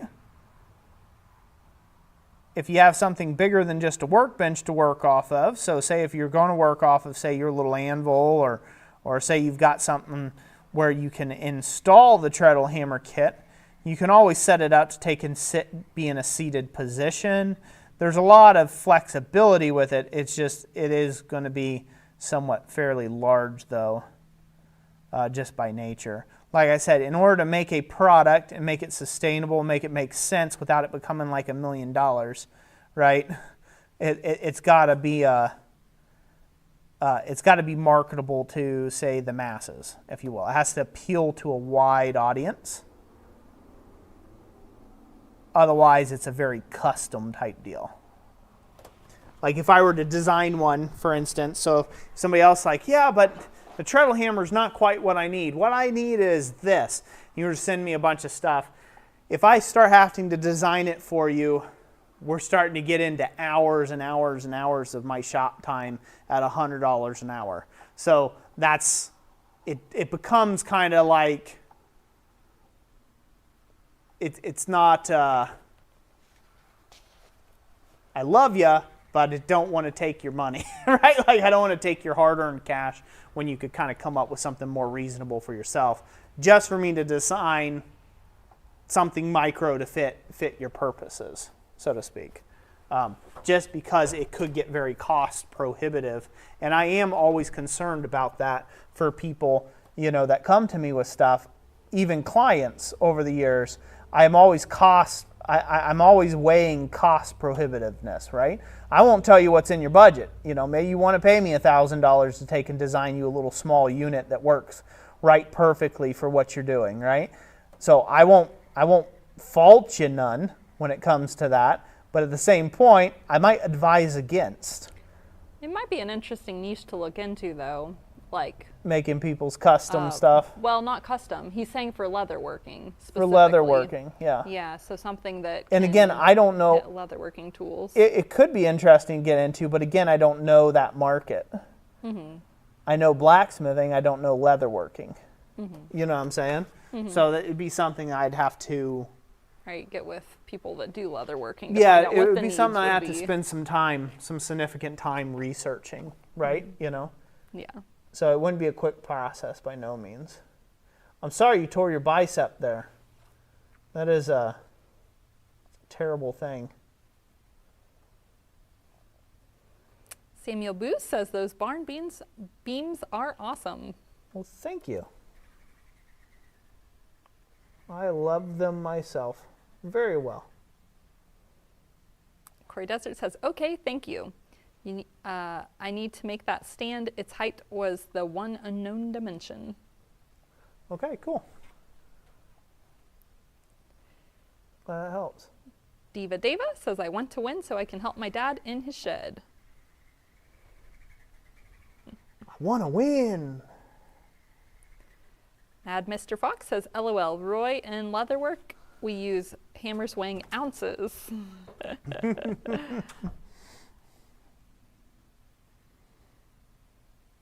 No, I mean, I would like to help out. You know, I don't like saying no on things, you know what I mean? I do like keeping things open-minded, but at the same point, right, there is that kind of talk about time and cost. And you just kind of have to be real with it of like, okay, well, how much time are you willing to pay me for, right? Mm-hmm. And that becomes the cost of something. You know, we do have some people that come to us sometimes with CNC projects. We'd love to work it out with them, but if you're coming in thinking that the thing's going to be a nickel, you know, or it's going to just be a couple bucks, well, it's like, where do we get the pay out of that ordeal? You know what I mean? It's like, well, you know, we got to, in order to make up our time, okay, now we got to charge, say, for like 40 pieces. You know, well, I only want one. Well, okay. I mean, the time is still the same. So the CNC work like that is a bit like that. Again, more than happy to take on different people's projects. It's just, I have to advise you that it can take some time to design stuff, revisions. How many revisions have we made? How much cut plate, Jess, would you say we've done on just this heavy hammer upgrade alone? R&D. It's kind of hard to gauge because we did a lot of revamping even before we ever cut it, like when it was still, when we were drawing it up, you know. So I would say we probably have about 16 hours of cushion time sitting, just drawing up, designing elements for it. We got about 16 hours into it there, just designing, just the design work, okay? And that's including some revisions and stuff. And I probably have at least $400 to $500 worth of scrap material that I've made. From revision after revision after revision, trying to figure out the form, figure out what will work, figure out those right things. So you could see how that could become very costly real quick. Now, the other portion of that is, once I do have a design, right? The great thing about CNC work, CNC plasma anyhow, once you do have that figured out, you know what you could do? You can cut a zillion of them now, right? So that's where they really shine, right? Is when you can figure out all that work, iterate, constantly make changes, adjustments, figure all that out. That's going to cost you money. That's your R&D time. It's going to cost you a lot of money to figure out stuff.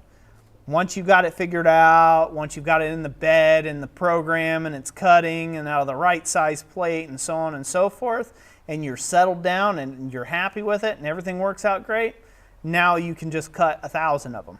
And then that's where you make your money back on all your R&D time. that's in it.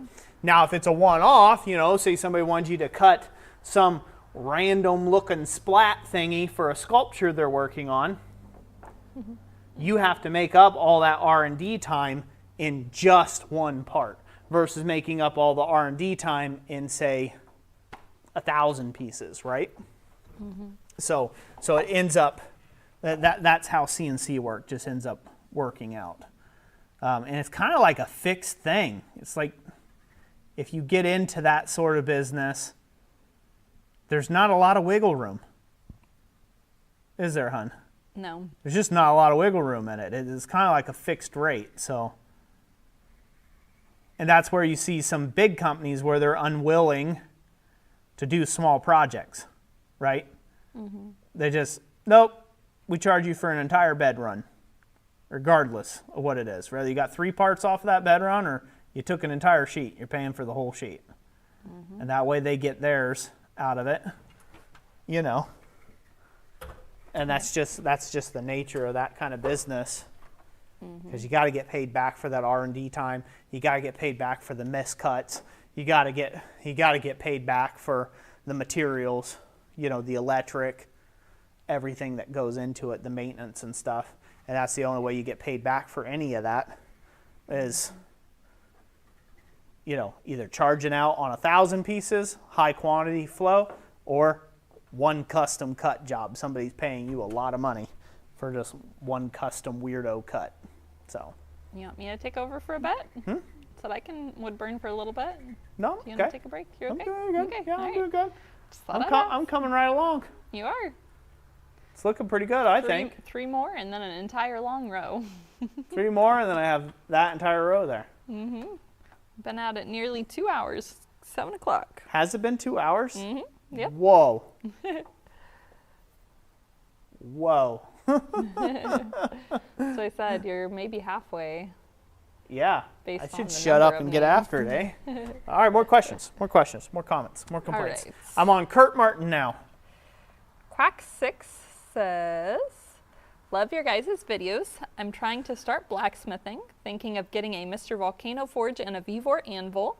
I tried once before, but couldn't scrape up the cash to get everything. They said they're on vacation this week, too. Welcome to the craft. Welcome to the craft, first and foremost. And I don't think you'll go wrong with either of those choices. The important thing is just think of it as an investment, right? If this is something you really want to get into, those will be worth it, more than your cell phones or more than a week worth of lunches at work.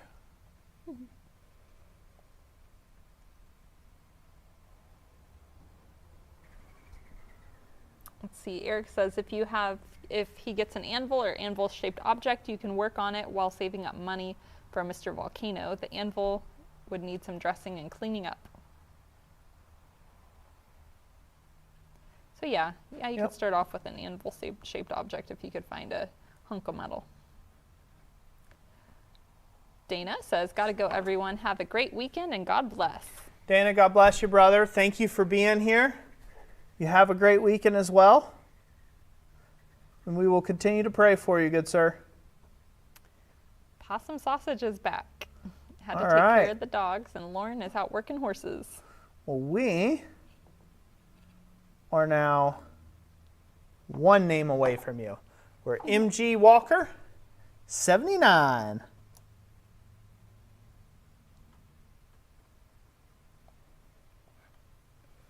Questions, comments, See, complaints? Speargrass Forge says time flies when you're having fun.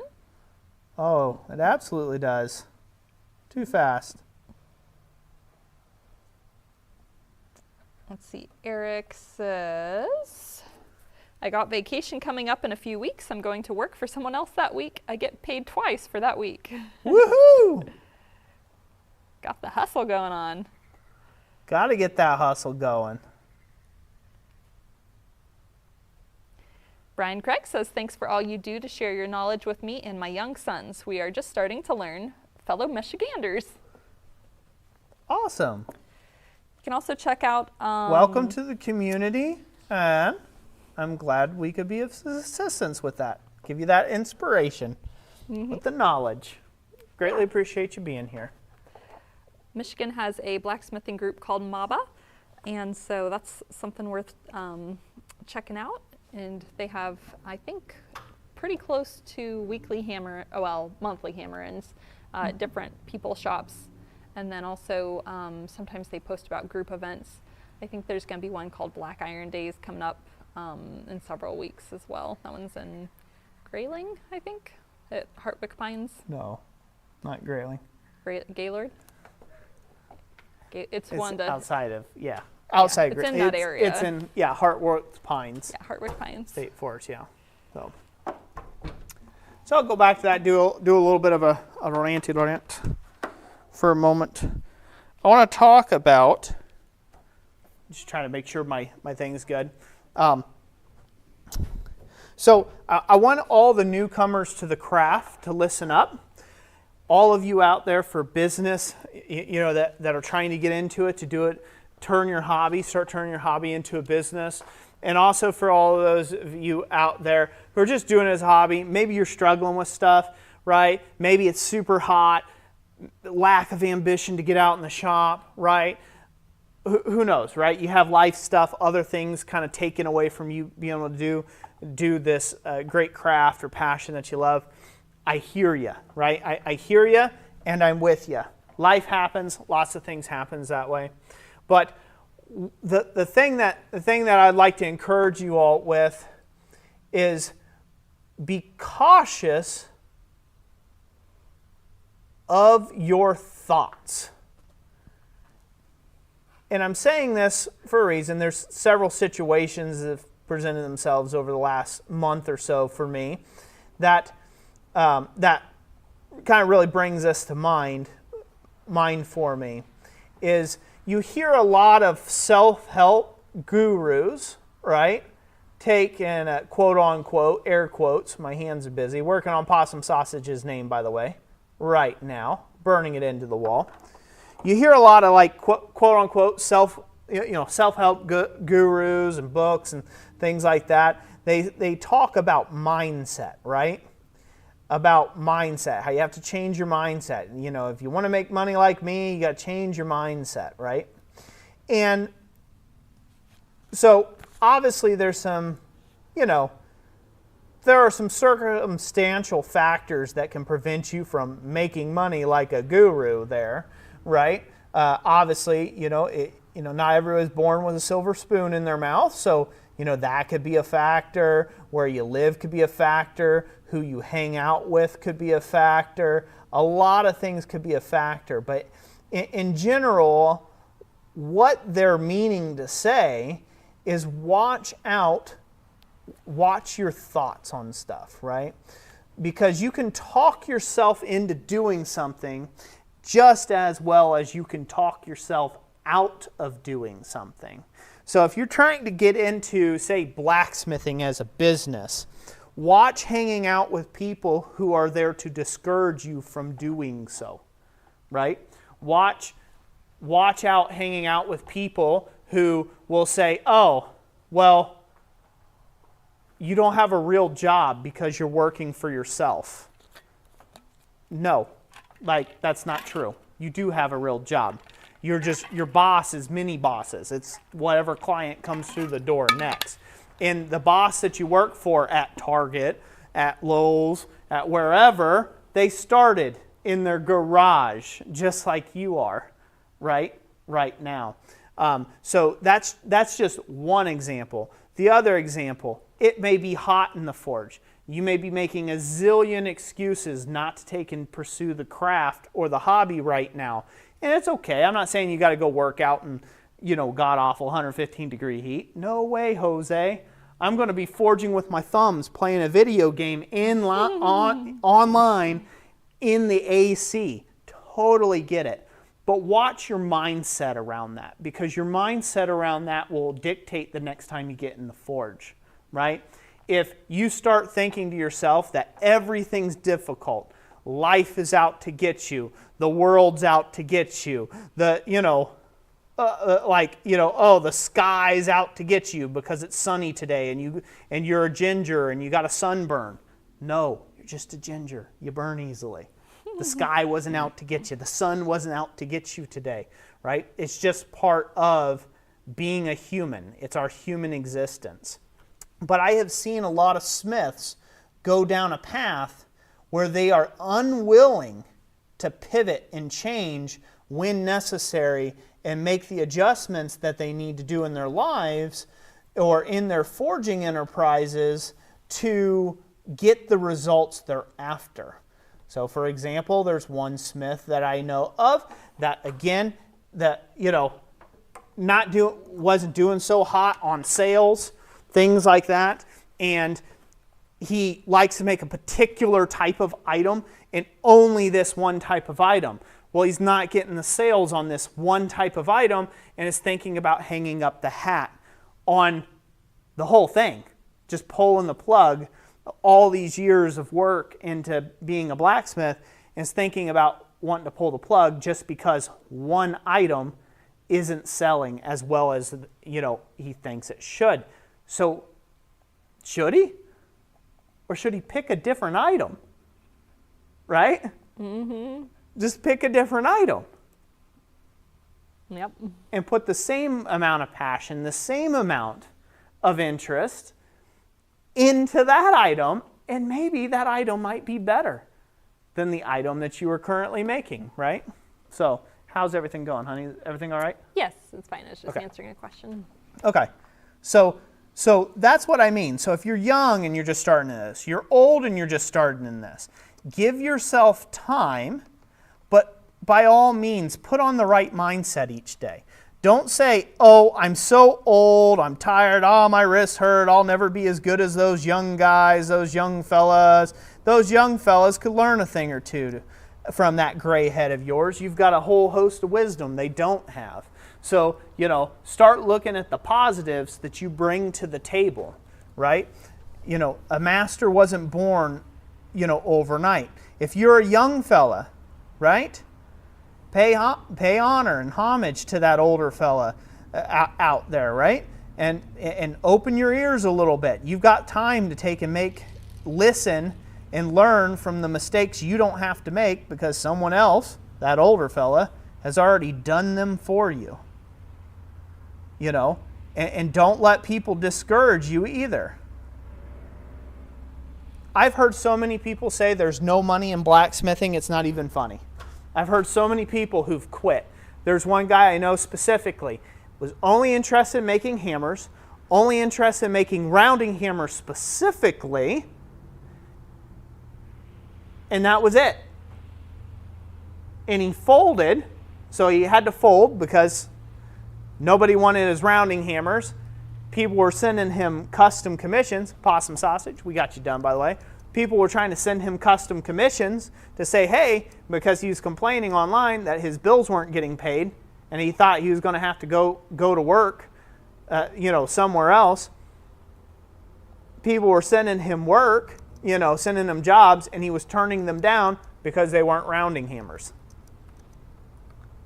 And so what happened? He folded.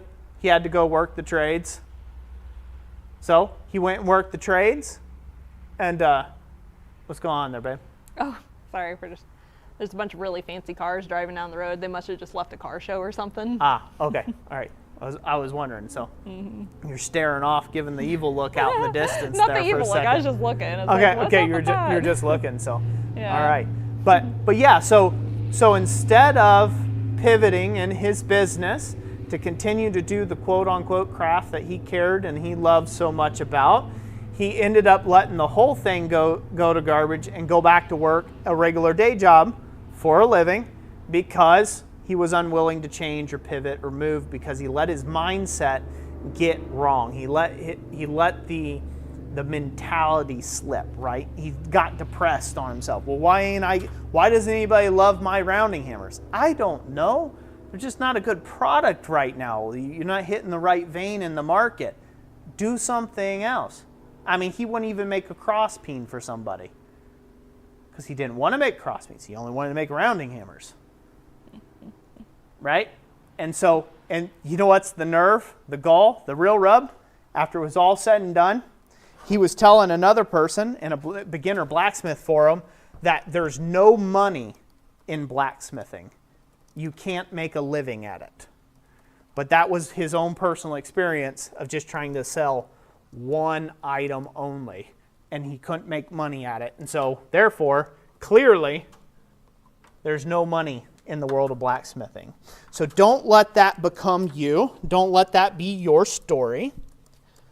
If you're a young guy out there and you're wanting to get into this, and hey, maybe you got some well-meaning people in your life telling you, no, you need to go out and get a real career.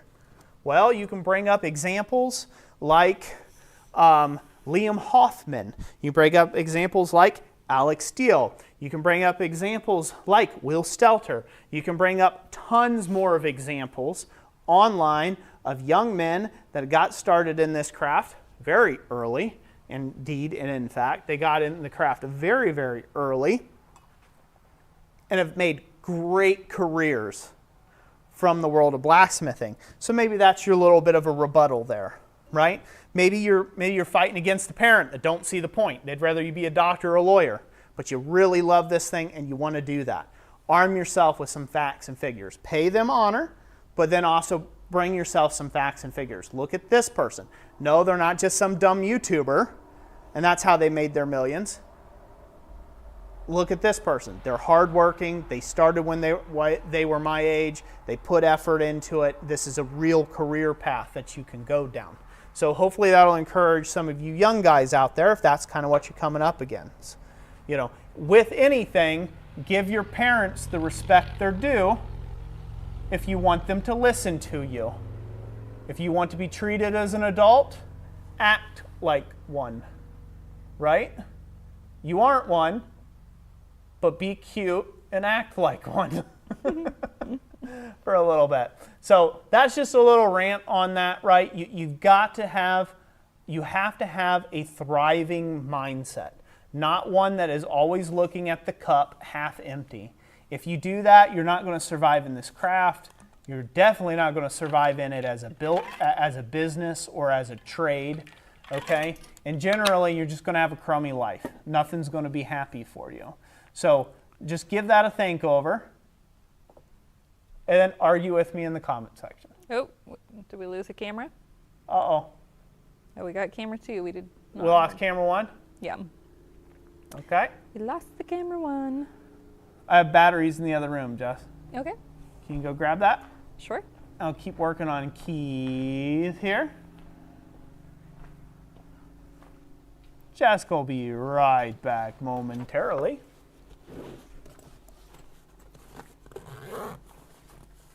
Never fails, right when the rant's getting good. Gotta be something to interrupt it.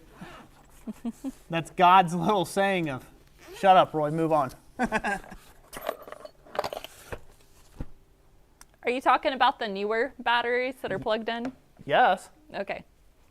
Grab 2, please. All right. So hopefully some of you will find that encouraging. Oh yeah, there's a lot of comments around that. Yeah, well, hopefully they'll find that encouraging. Just pop them in the very back here. Is that all that's required? Here, I'll come down and do it. Okay. This thing needs to heat up anyhow. To heat up. It's amazing how quickly that thing cools down just by conducting that heat to the wood. Oh. I'll take these batteries, please. Watch your feet. Watch the feet. Watch the feet. Almost fell. Watch the feet. Hot diggity dog. Scott Carlson says, self-sabotage is so sneaky. It is. You don't know that you're doing it until somebody slaps you in the head and say, man, what's wrong with you? Why are you so upset for all the time? Why are you so angry at life? And you're like, really? I'm not angry. It's like, well, all you do is whine and complain every day. Then you're like, well, I didn't know I was doing that. And you're a jerk for telling me. How dare you, sir? See if that feed comes back up. We got it. We got it? I got to figure out where my camera went. Uh-oh. Oh, I turned it off for a minute because I was standing. Ah. Hello. Move this out of the way. This way it's not so much of a trip hazard. Looks like it's still in focus there. far as I can tell. There we go. Good enough. Peekaboo. Peekaboo. Roy's blurry head. Oh. Brian S. says, the 2 ways to make a fortune in blacksmithing. Number 1, start with a large fortune. Number 2, start with a small fortune. Direct quote from my blacksmithing teacher back in the day, LOL. Yeah, that's a funny one. And it can be true at times. So. You know, a good point to point that out, right? A lot of people, I get a comment, a reoccurring comment I get a lot is must be nice, right? So you'll see people who are really upset at success, right? And I would say, arguably, I'm a fairly successful blacksmith.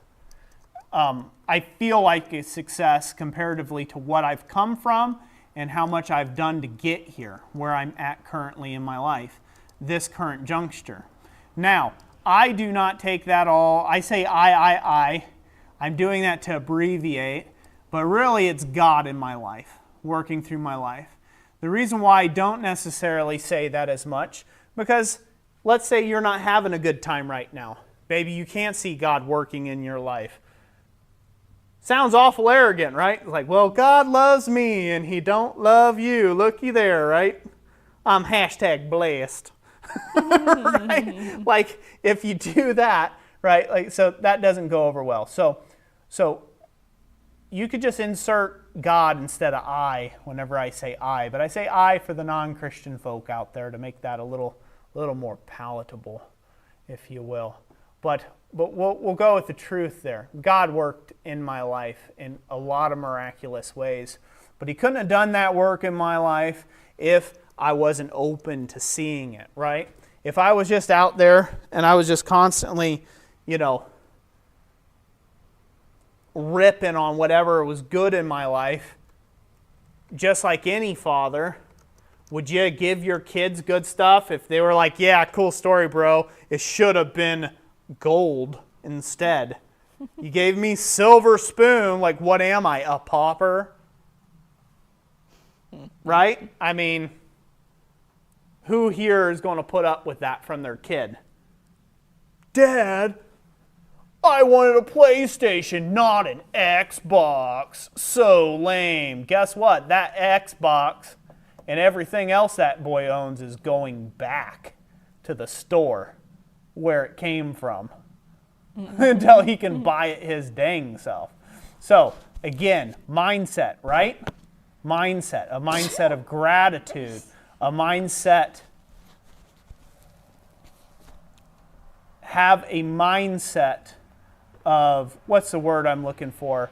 Of not lack, but what's the other one that's abundance? That's what it is. Have a mindset of abundance in your life. Try to look at the glass. Sometimes you're just a naturally pessimistic person. That's okay. Not against you pessimistic people out there.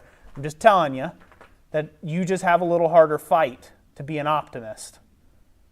But that doesn't mean you should lay down and not be an optimist and the whole world's gray. Oh, great. I guess it's raining. Eeyore. Don't be that person. If you do that, you won't get the things you're looking for in life. You're not going to have a blessed life, and you're not going to get anywhere that you want to do. So don't be those type of people, and you'll do all right. And you'll do all right in this craft. That's the other key. You'll do all right in this craft. Don't let a failure at the forge ruin your whole day. It's just steel. They make more of it. Don't let a burn-up piece in the fire discourage you against the whole entire industry of blacksmithing and say, I'll never be good at this. Oh, says the guy that's only been in it for 6 months. You don't have the right to make that judgment call. You've only been at it 6 months. Give yourself a flip and break. Of course you're not going to be Jean Tijoux making the greatest skates that have ever been made. No, that's not you. Get over it. 6 months in. You got 60 years to figure it out. Right? So figure it out one step at a time. Calm the heck down. and take that time as you go forward. So hopefully that little rant, little side chat and rant will be encouraging to some of you out there. I feel like some of you probably needed to hear it today. Again, with all the heat and high temperatures, my little satire post that I did on Instagram and Facebook, that really got, I was milking the engagement on that one, and it worked. It totally worked. Oh, but it is hot. It will get cooler, and then you'll be complaining of how cold it is and how much snow there is around. I won't. I could live in perpetual winter and be fine. This guy would be just fine. You want to live in a snow globe? Yeah. I'm essentially Santa, just younger. When we were on our anniversary trip, we went and did a mine shaft tour where they mined copper, and it was like 45 degrees down there. And Roy's like, I could live down here. I could put a shop down here. It was amazing. I would so forge. Yeah. Naturally. Yeah. Those dwarves from Lord of the Rings, they were thinking with the kidneys. 45 degrees, are you kidding me? In the shop every day? Mm-hmm. You're around. Yeah, I might just tunnel. Problem is here, if you tunnel here, you'll be in a lake. You're going to be swimming most of the time. So if the pump stops running, well, you'll drown. Hi Desert Forge says, yeah, I have already had a few say, that's nice, but you will never make any good money at it when I was mentioned I was doing this. Jerks. No, just small-minded people. That's it. Not jerks, just small-minded people. One of Roy's first classes he took, he was told that. You can't make a living at it. Yep. And here I am, a decade and a half later, doing that exact thing. Mm-hmm. So, wonder who was right and wrong. Eric says, ignore advice that uses can't language. I can't never did anything. I like that. Can't never did anything.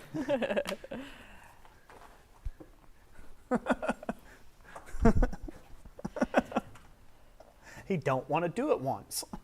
Real quick like. Crawford says, if you work for yourself, you have 4 or 5 jobs: manager, CEO, employee, bookkeeper, HR representative, secretary, etc., etc. And then you marry a Jess. For free labor. Love you, hon. Is that where that questionnaire came in when we were dating? You're like, what skills do you have? Yeah, what skills are you bringing to the table? I see you're in Future Business Leaders of America. That'll work out perfectly. I was like, wow, she's pretty and smart. Fun story. So my grandpa, God rest his soul, my grandpa Adams, when I first told him I was I was engaged to be married to Jessica. So he come from the South, from hills in Kentucky. And when I say hills, really mean the holler. And he come from a holler in Kentucky, down in Hyden, and Hyden, Kentucky. Well, his thoughts on it just got dark because another light went out. So you'll have to go grab those other 2 batteries. All right. So his thoughts on it for Jessica. So his questions to me, I said, yeah, Grandpa, yeah, I found this girl. I think she's the one. I really like her. And he's like, It's like, don't want to hear nothing else. So I just got a few questions. I'm like, okay, well, that's weird. I was just telling you all the things that I like about her. He didn't care what I liked about Jess, not at all. He said, how's her teeth? And I said, well, I mean, she's got good dental care. Her parents have put braces. She's got straight teeth, good teeth. He's like, okay, good. He says, how's she walk? Does she got good conformation? It's felt like he wanted to make sure she didn't have no spinal bifida or nothing crazy, right? You know, does she walk straight? Can she walk straight? You know, does she walk good? I'm like, well, I mean, I haven't paid attention to the way she walks, but yeah, I mean, she walks good. I mean, we walk, we go hiking together. He's like, okay, good. And his last question to me was, can she cook? And I was like, well, yeah, she's been cooking since, you know, she was little with her mom. And he's like, well, she's all right by me then. Go ahead and marry her. And that was his whole thing. The criteria. So he's like, yep, she's all right by me then. Go ahead and marry her. I just brought that up, you know, about that. It's like, oh, what do you bring to the table? Good teeth, have good conformation. It's going to take a few people who have never lived in the country to know what good conformation means. Mm-hmm. Somebody will have to explain it in the comment section down below for those folks. Yeah, good teeth, good conformation, and can she cook? That was the only things he cared about.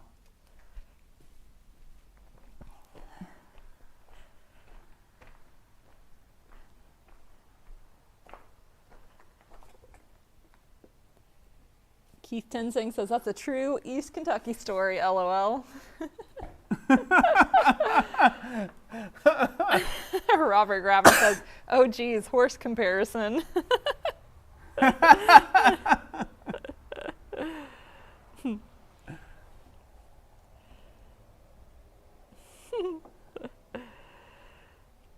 Speargrass Forge, on talking about blacksmithing business, says there's an old business adage that says diversify or die. Yep.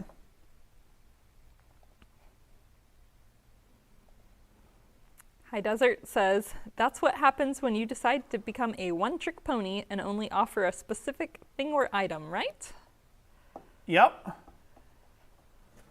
Well, one thing that comes up a lot with that, if we're circling back to that, I'm working on Brian Parker, by the way, now. Uh-huh. If we're coming back to that, you know, good examples of that, okay, that I want to put out there, is a lot of people say, you know, they'll try out, say, Etsy, right? And they will say to themselves, well, I'll put a few items up there, see how they sell. Oh, Lord behold, they don't sell that great. Well, I guess Etsy's no good. And they move on.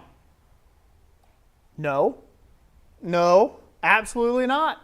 Would you go to a craft show with just 3 items sitting on your table? Or would you go with a whole plethora of items on your table to try to get a hook into just some passerby to take and pay you attention and hopefully give you money? Which one are you going to do? A whole plethora of items, right? That's I mean, hello, that's simple. It's not rocket science, right? It's like economics 101, right? Mm-hmm. So the more items you have out there, the more hooks, more lures are out there, right? The more fish you're going to be able to catch. The bigger the net, right? If you think about your items as building out strands on a net, for all you seafaring folk out there, well, guess what? For every little rung you add to that net is a potential fish caught, right? So the same thing in your business, diversifying. That doesn't mean you need to offer woodworking, add blacksmithing, telecommunication marketing, you know, like you don't have to add all these crazy other things, but you at least need to add a variety to the products that you offer. So maybe that one item that you're selling, paint it 3 different ways to Sunday, right? Paint it a whole bunch of different ways. Do some different textures. Different textures, different sizes. Right? Maybe it's a hook. Mount it to a board for the love of Pete and sell it for a bit more money. Give options. People like options. They like to feel like they have a choice.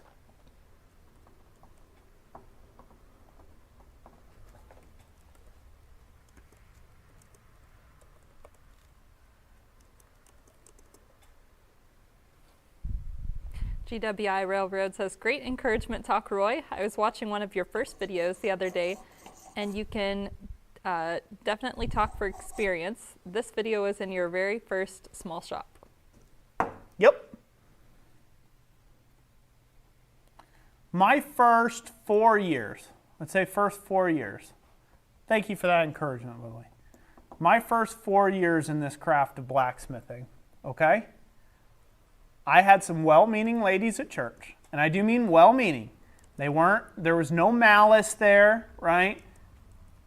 They just couldn't understand someone working for themselves. They couldn't understand that I was building my own business. I'm an artist. I'm building this thing called blacksmithing, right? From the ground up. I'm doing this thing. I'm going to shows. I'm trying to come up with products. I'm creating art for fairly wealthy people's homes. They couldn't understand that. And so it was about once a month for about the first 3 or 4 years, these well-meaning ladies would send me, kid you not, they would send me classify ads saying, oh look, such and such place is hiring. Oh look, such and such place is hiring.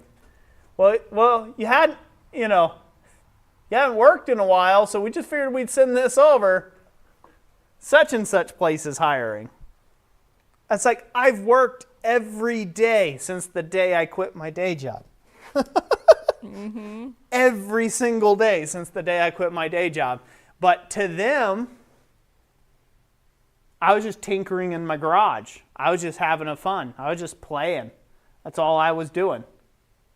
Just over here in my little tin can playing, having fun.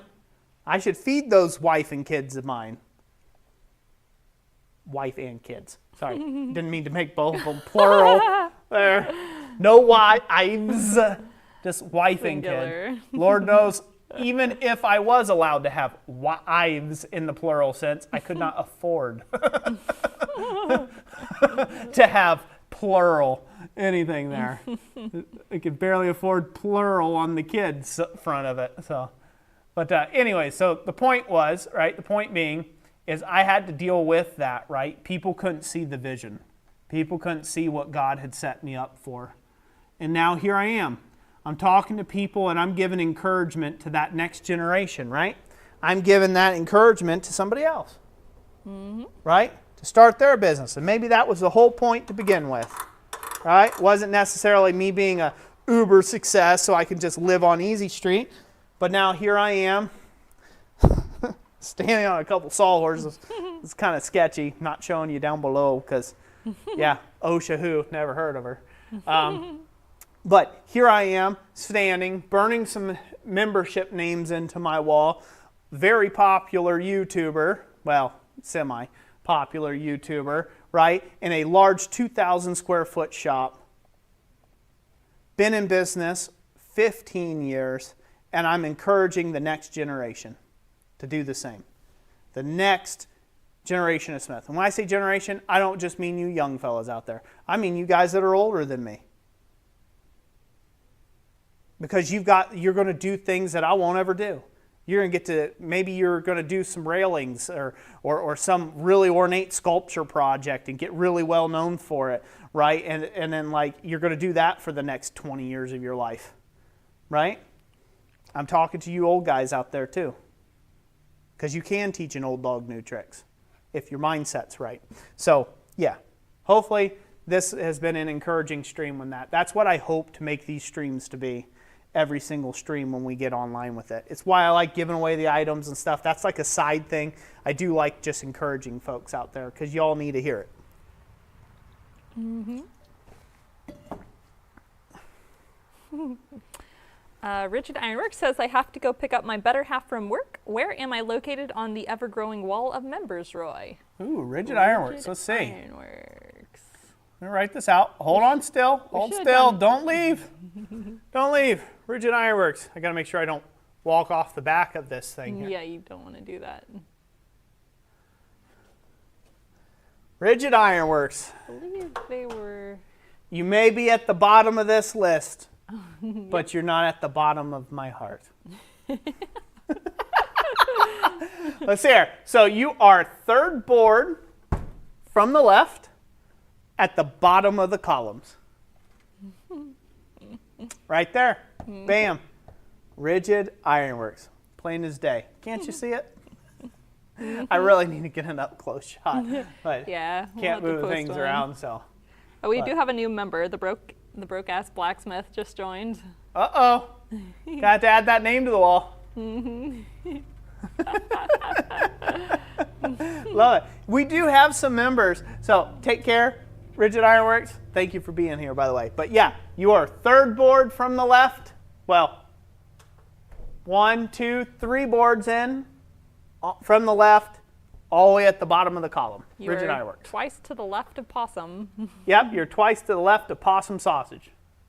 Where? Possum's twice to the right. So Possum, twice to the left, yeah, That's what of it Possum said, yeah. Sausage. That's right. Yep. Ah, I like all those names. I do have a few people, I was thinking about doing I do have a few people who are no longer members because they were, one reason or another. I think they were all like gifted memberships by the Black Collar Army, which is amazing. But I thought about mentioning them because they're no longer members. That's like, well, some of it's their names. Don't want to make them feel bad. I'm like, yeah, but we could guilt trip them back up onto the wall. I thought about mentioning them and saying, let's all have a moment of silence for those who are no longer with us on the membership wall. Thomas asked earlier, he's like, well, if somebody becomes not a member, do you scratch their name off on the wall? I'm like, no, their name stays, even if they were only a member for a month.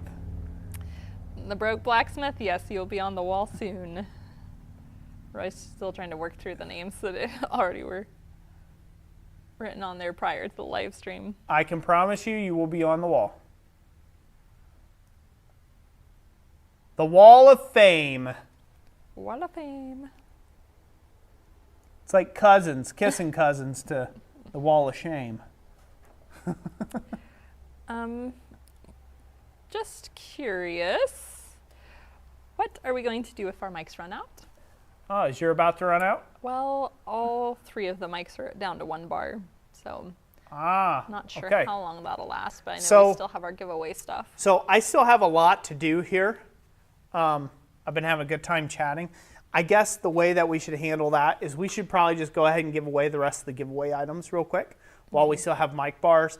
And that way if we run out stuff and we got to switch over to an audio source, other than that, we can do that. Okay. Does it sound okay? That sounds fine. Does it sound about right? Sure. Because I can throw up another mic real quick and just plug it into the mic slot. Okay. It just wouldn't have your voice on it. We would have to share, or we would just have to share the mic. Okay. Does that sound fine? Yep, that's fine. Okay, well, let me finish this off. This one will Nolf. And then we will give away some items. How's that sound? Sounds good. I'm sure everybody's ready to stop hearing me talk by now, huh? No. Devaka says, LOL, make Troy's memorial bell for ex-members. Yeah. You make a big bell. Now let's ring the bell for ex-members. Dong! Moment of silence for such and such person. It's like moment of silence. We don't have that many trolls come in and, well, knock on wood. I was close to say that, but we used to have a ton of trolls in the earlier days. I don't know. We've got a pretty great amount of people who are mods now that take care of that even before it's a problem, so they kind of got the point. But I did think like that would be fun to have like a sound effect board for whenever we kick one to the curb, have just a fun, have a fun onomatopoeia sound effect, pop, bang, or something like that whenever we send one off to the great hereafter. For they will no longer be here, there, present into the Christ Center Ironworks. They could be thereafter somewhere else. All right, we ready? Yes, we are. We'll switch you over. All right. To the proper camera.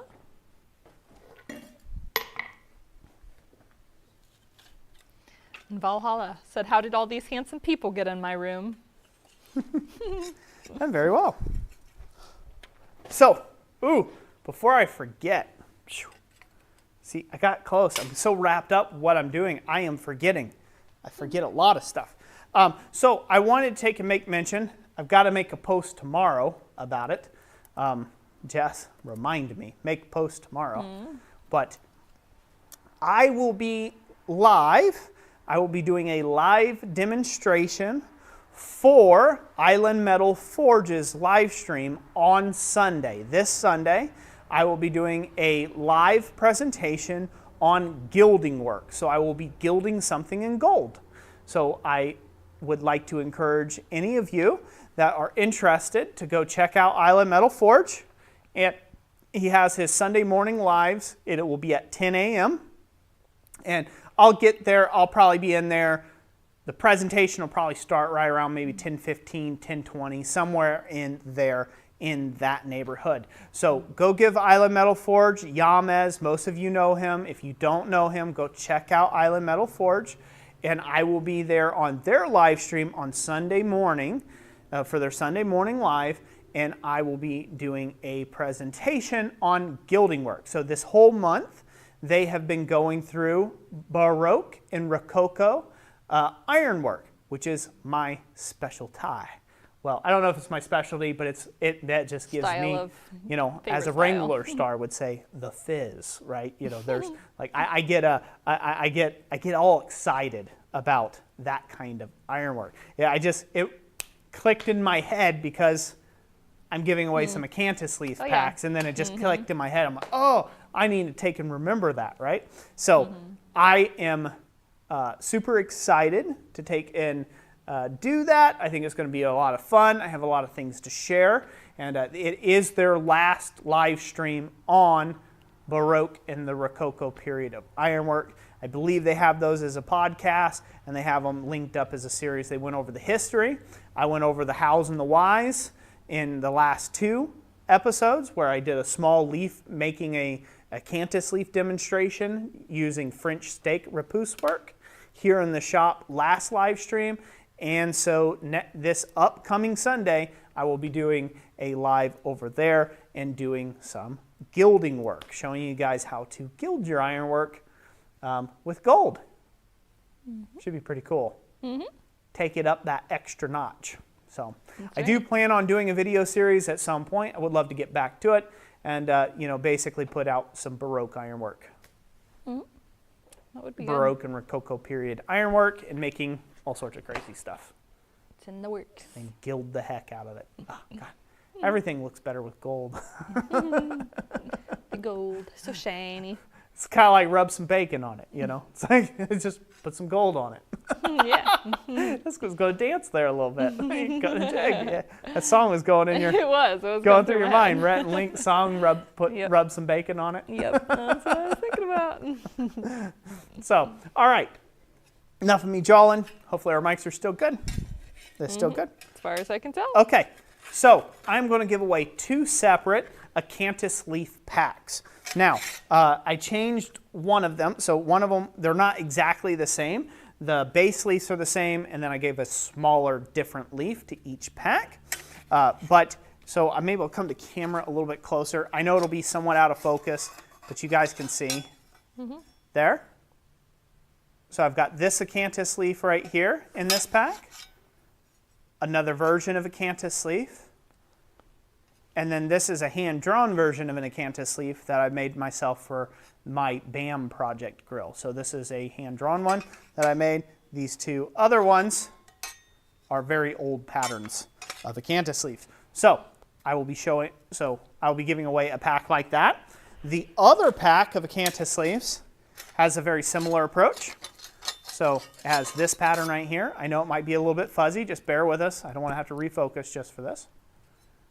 It has the same one as the other one, like that. A very similar one. And then it has this acanthus leaf. Do you have a permanent marker on there where we could like write number 1? Just a little different style. So yeah, yeah. So we one. will call this one number 1. Okay. We'll give this one away first. Oh, I just wrote number 2. Never mind. Yeah, that one's number 2. I said, we'll call this one number 1, and then I wrote number 2. Literally number 2 scrolled across the front. This one will be number 1. 1, Roy. Write a 1. Slow it down. Ha! I wrote a 1. Woo! I know. So this will be the first pack we give away. The other one will be the second pack we give away. So let's go ahead and give the first pack away, Jess. Okay. So I'm going to set that off somewhere over the rainbow. Set it up here. That'll be good. I like their funny little sayings. They're hilarious. What's that? Some of their sayings are hilarious. I won't say them out loud because then they'll think they won until I actually draw a person. Okay. All right. So we're going to go ahead and draw for this now. We ready? Yes. So include acanthus leaves, Baroque work, Baroque Ironworks, Baroque Blacksmith, something of that effect, and I will give you an acanthus leaf pack. Sound good? Mm-hmm. Well, one of you anyhow. 3, 2, 1.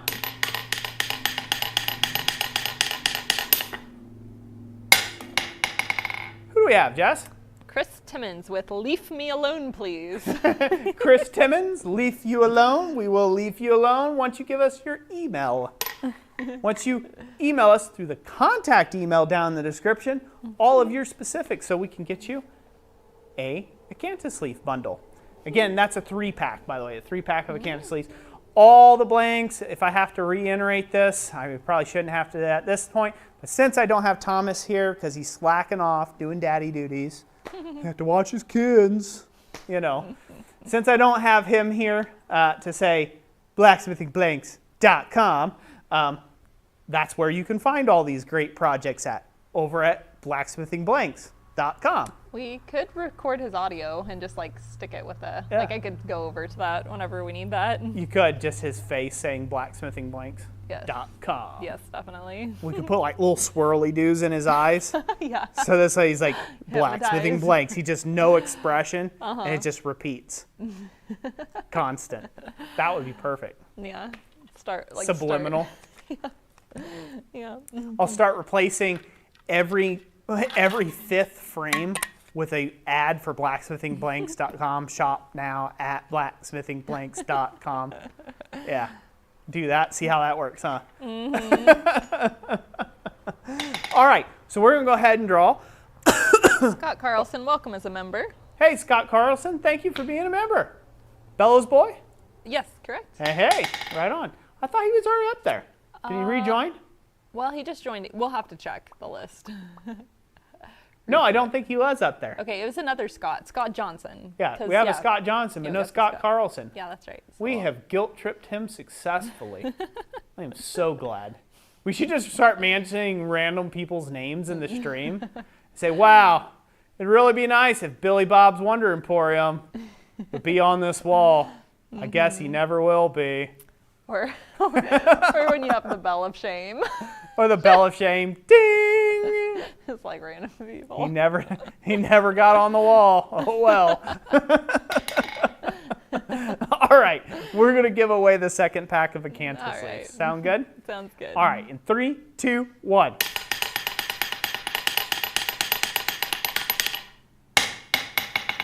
Who do we have, Jess? Chuck Miller with a leaf on me, please. Chuck Miller, we're going to leaf up on you. Hard.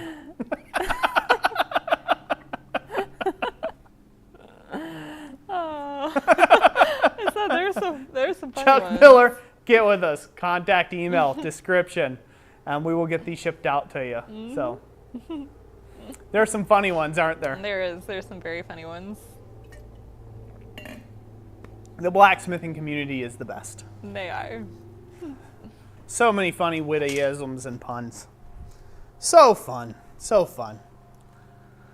All right. Well, I don't have a treadle hammer kit to take and show you. I don't have the little flat pack thing to show you. But Jessica should have a I got a picture. Little side screen there. Mm-hmm.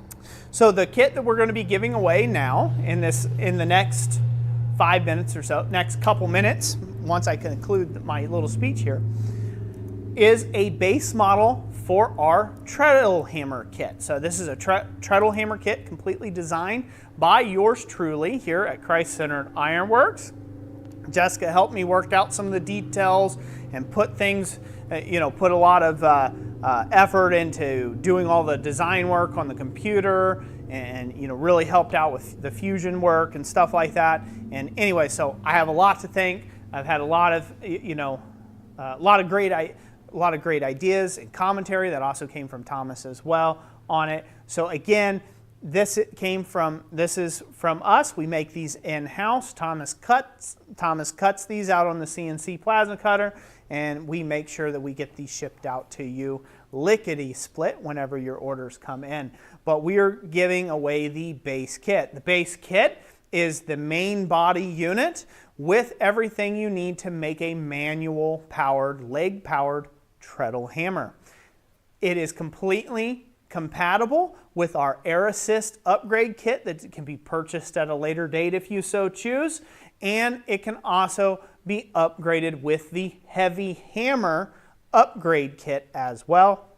And then when I get the auto cycling, which will be right now, I'm projecting out till next year, spring of next year. Unfortunately, got too many things on the go. When I have the air auto cycling kit available for it, it will work seamlessly and function as well with all of that, all in one big kit in one big package and format. So you are getting the base kit, and the only thing you'll have to add is an anvil to hit upon and a sledgehammer to put in there, and a 2x4 to mount it all to. So there's a lot of great people here that have already purchased one of these kits, and they're out there loving them and making them happen, but they can tell you about that in the comment section. So I will go ahead and draw for one of these now. These are only open to the USA only, as the shipping costs are ridiculous. So sorry for my international friends. I wish I could ship it to you. If I could, I would. But I can't.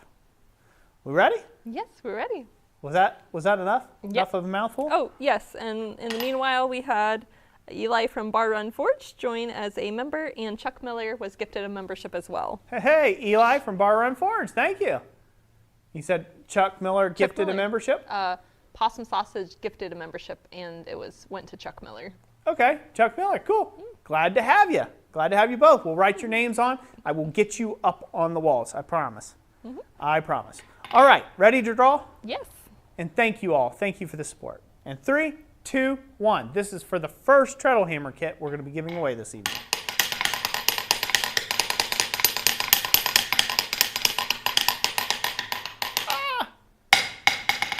Who do we have? We have Transcendental Artist Studios with Treadle Pedal Me. Ding, ding, ding, ding, ding, ding, ding. Winner, winner, chicken dinner. And you said on a live stream you never win anything. Look at that right there. See?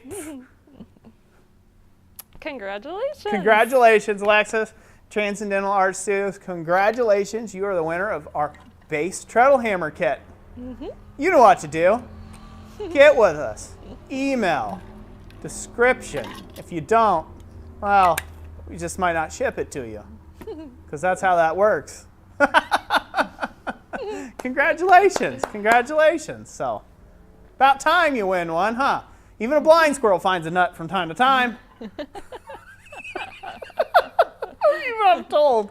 So I can pick on Alexis there. So been part of the channel for a long time. Says that's freaking awesome. Yeah, I earn the right to pick on. All right, we ready? Yes. Okay, very cool. Very cool. All right, next order of business. We're going to give away another treadle hammer kit. So we are going to give away our September treadle hammer kit. So this is our September treadle hammer kit. Our first treadle hammer kit that we just gave away, that Transcendental Artist Studios just won, that was for this month of August. The next month's giveaway is going to be September, but I've decided I'm not going to, Quad State's way too big of an event, if you want to see me live, come show up live at Quad State, right? That's kind of my thoughts on that. I may try to go live on my cell phone maybe once while I'm there, you know, just to say hey for anybody who can't make it to Quad. But generally speaking, Quad State is huge. You know, Quad State Roundup is huge for us, so we will be there. So there will be no live stream in September, at least no official giveaway live. So that's why we are giving away the Treadle Hammer Kit in this live stream here in the next few moments. So be sure to be talking to win the September's Treadle Hammer Kit. Are we ready? We are ready. Their screens, I'm looking at our screen, it's going crazy over there. It is. That's pretty neat. Pretty neat. All right. Are we ready? Yes, All right, ready. so this will be for the September's giveaways Treadle Hammer Kit. In 3, 2, 1, go.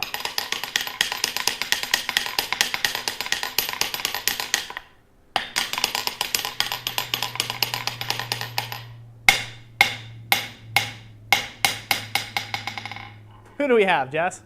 Blackbird Ironworks with Treadle Hammer Kit, please. Blackbird Ironworks, Treadle Hammer Kit, please. Well, since you asked so nice, I guess we can ship it to you. Congratulations, Blackbird Ironworks, right? Blackbird? That's correct. Blackbird Ironworks. Get with us. Contact, email, description. Do it. Do it now. So this is the point of the stream that I will express to all winners. You have 24 hours to take and get with Jessica with your pertinent information through that contact email down in the description. For if you do not do that, we shall pass along your item to another human being come next live stream. So, it's that important. Pay attention. Hey, babe. Yes. Your stool is completely off the wood down there. It is. So, it's a good way of flipping over there. And I know a thing about flipping stools. So, Thanks for the heads up. so 24 hours. Get with Jess. Don't slack, or we will give your item to somebody else. Really simple, okay? Not rocket science. And that's about that. Yes, it is. And I should also express that all of these are provided by our website, blacksmithingblinks.com, and which we own. And this is Christ Center Ironworks, and we're giving these to you free of charge, so there's no little funny business there. That should make the lawyers happy. Huh? Yeah. If there is any. I could be professional if I tried. A lot harder than what I'm doing right now. So, all right, so want to give away a few more things? So we want to give away some, 3 sticker packs, right? That's correct, yep. Okay, so I also want to take and mention this. This will be the last year of stickers, as far as we know, until we find another source for stickers. And I'll say that because some things have changed in Dana's life where we need to take and get our stickers elsewhere. Again, it completely at shock at him and at random for us. And again, at the end of the day, it's just stickers. We're not worried, right? But I want to thank Dana Maggiore. A lot of people know and stuff know him in the community. I want to thank him for all the years of stickers he's provided for Christ Center Ironworks over the years. And he has a bunch of years, hasn't he, hon? Mm-hmm. What, He has probably for what? I mean, gosh, 6, like 7 years. yeah. He was one of the, like, back before we had 10,000, I think he was one of our Yeah, subscribers. like 7 years. So thank you, sir. And I want everybody, I know Dana's not here. He'll probably watch this on the replay, or maybe he won't. I want everybody to take and give Dana Maggiore a round of applause and thank him for his service to the channel with all the stickers and helping us out on that. So these things are going to get rare as hen teeth around here. Okay, so that's kind of what it is. So comment loud and proud when you want those stickers. But everybody give him a round of applause in the comment section. Dana, we appreciate the heck out of you. And you'll still see him around on all the blacksmithing forums and channels. He's not going nowhere. It's just, we just lost the access to be able to cut stickers for us. So Just wanted to make everybody aware of that. And so thank you, Dana, for everything. All right. Yeah, so now you all have been made aware. These are rare as hen's teeth. You'll be able to trade these for like a hot wooden nickel. A hot wooden nickel. Is that half scorched? Really hot wooden nickel. Like hot off the, well, it's not off the press. Hot off the campfire wooden nickel. Okay? Rare as hen's teeth. Way to go, Dana. So, yeah, so we have, funny enough, we have our winner chicken dinner, 100,000 subs sticker. Take it up close. You guys probably can't see nothing of that, but it's got my face, my daughter Drew. We have the year of the Treadle hammer, 2023. Super rare collector's edition now.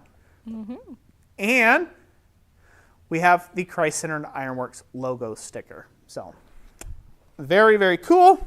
We will be in the looks for somebody else to make stickers, but I doubt they'll make them as nice as Dana did. But we'll just have to see. Maybe we can get ones with like some silver in them, like some metal reflectiveness, some goodness. We'll see.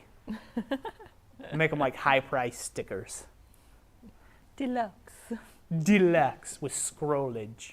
Gonna have Roy's gold leaf on them. Yeah, it's good. No, it won't. Not even close. This would be some very expensive stickers. All right. So comment something about stickers in the comment section. We're going to draw somebody at random. We're going to give away 3 packs tonight. All right. And 3, 2, 1, go.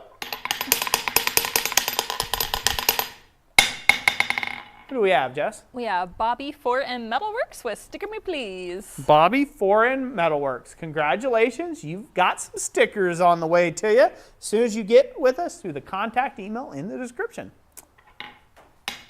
All right, next person. 3, 2, 1, go.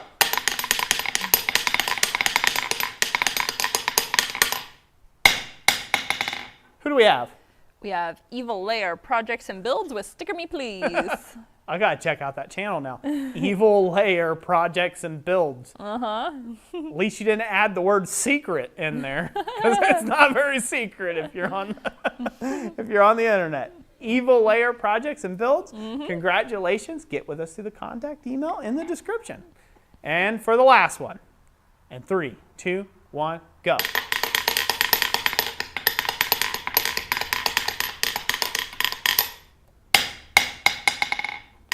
Who do we have? We have Dustin James with Sticker Me Please, sir. Dustin James, you have been stickered. You have been stickered good. As soon as you get with us through the contact email in the description. Chop, chop. Bali, bali. So thank you, everyone who played along. Oh, I think we're going to be losing battery soon. We got a blinking thing on the ceremonic. Is it blinking? It's blinking. Okay. Well, I will go ahead and plug in one of these other mics real quick. Get us mic'd up. We'll pause. You can talk to people. I can talk to people momentarily while we still have audio. Yeah, so congratulations to all of our winners today. I will go ahead and repeat that again. Treadle Hammer Kit went to Transcendental Artist Studios, and also another one to Blackbird Ironworks. A-frame guillotine toolkit to Bernard Bushy. Acanthus leaf 3 pieces to Chris Timmons. Another acanthus leaf 3 pieces to Chuck Miller. Sticker pack to Bobby 4M Metalworks. Another sticker pack to Evil Lair Projects and Builds. A sticker pack to Dustin James, and some scrolling tongs made by Possum Sausage are going to Harold Hotchkiss. So thank you everybody for commenting to enter to win. We appreciate that. Let's see here. It looks like we have currently 73 viewers and 84 likes. Oh no, it jumped down. 57 viewers and 96 likes. So Blackbird Ironworks says, I'm giggling like a kid on Christmas morning over here. Good. Well, we are happy for you. We hope this really adds a nice touch to your shop. And Roy loves using the treadle hammer, so much so that he's like beefed up the area where he's had it at and concreted in the log and everything that's attached to. $99 here, huh, Metal Man? Probably did jump up. Oh, now it's over 100. I can't read the full number because the way my screen is. But yeah, we have over 100 over 100 likes now. Sweet. Daniel just added one more. 101 now. Broke Blacksmith, how do you win? So the way our giveaways work, the way our giveaways work is we say we're about to give away an item. I'll also add it in the comments as well in case there is any lag. Sometimes the video lags a little bit behind the chat. So if you see it in the chat and you see people are starting to comment a bunch, you know, it's because a giveaway is about to take place. And then you just comment. So that's really the main rules. If somebody wins who is under 18, their parents have to claim the prize for them. And like the Treadle hammer kit, because it's large and heavy, that one, you know, we restricted to US only. But like all our other prizes, we're doing internationally. So that is the rules on that. And then the winners, we have contact information down below. Let's switch real quick. Okay. Switch audio. Yes. Hold this. Let's see if it. Put that on. Put this on. Doot. You need it? Talk. Hello? Can you hear me? Well, I have to add the audio device in. Well, No, it's still coming through here. Okay. Can they hear you? Can you hear me? I now have a new microphone. Testing, testing. 1, 2, 3. Is anybody out there? Can you hear me? Hello? Greetings. What about my item, Jess? Oh yeah, Thomas wants to know about his item. Diva Deva says, go dad. Possum sausage, I can hear you. Good, okay. Bob's Fab and Welding, it was because of your Frosty. Okay, good, I'm glad you can hear me. We will probably have to take turns with this microphone. I think this is like a one-piece kind of thing. Yep. Oh, they say they can hear both of us, probably just because he's standing close by right now. Can you hear me now? I'm really close to her, so. Thomas says, what about my item? What about his item? His item. Do you want us to give away the chain, Thomas? Or did you want to wait until wait till October for your giveaway item? Let's see what he says. He can answer. Metal Man. Metal Man says, why am I thinking Pink Floyd?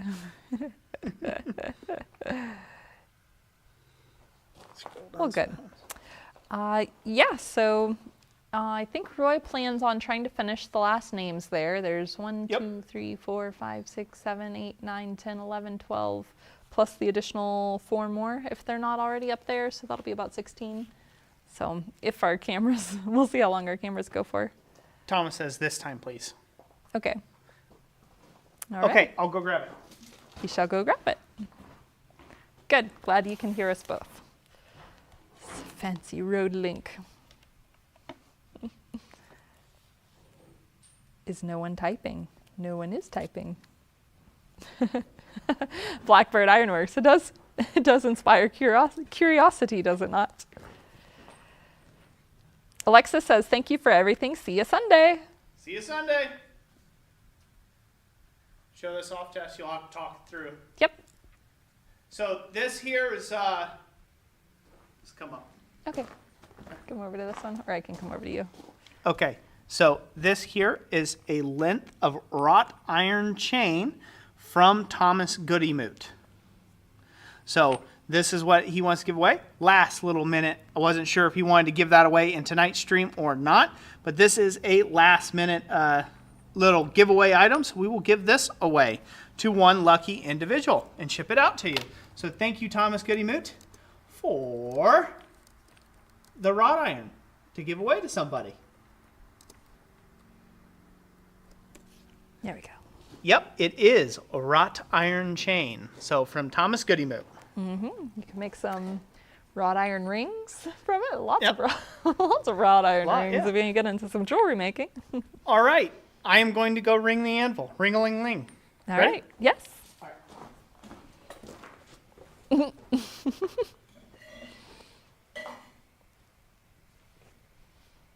All Are we ready? Yes, we are, babe. 3, 2, 1.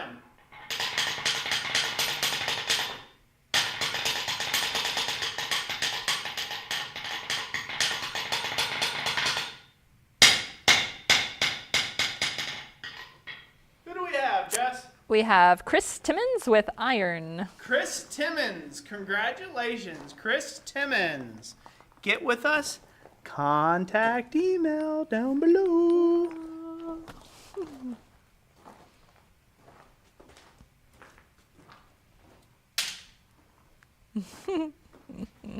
Okie doke, that concludes that. Okay. I'll pass the mic on to you. Go work your magic. All right.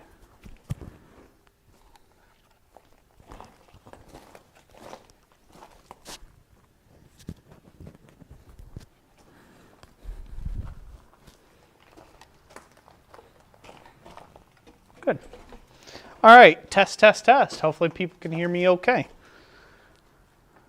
Can they do it all right? They hear me okay? All right. Okie doke. So we'll get back up here and we'll get to burning on this. Congratulations to all the winners this evening. Thank you for hanging out with us.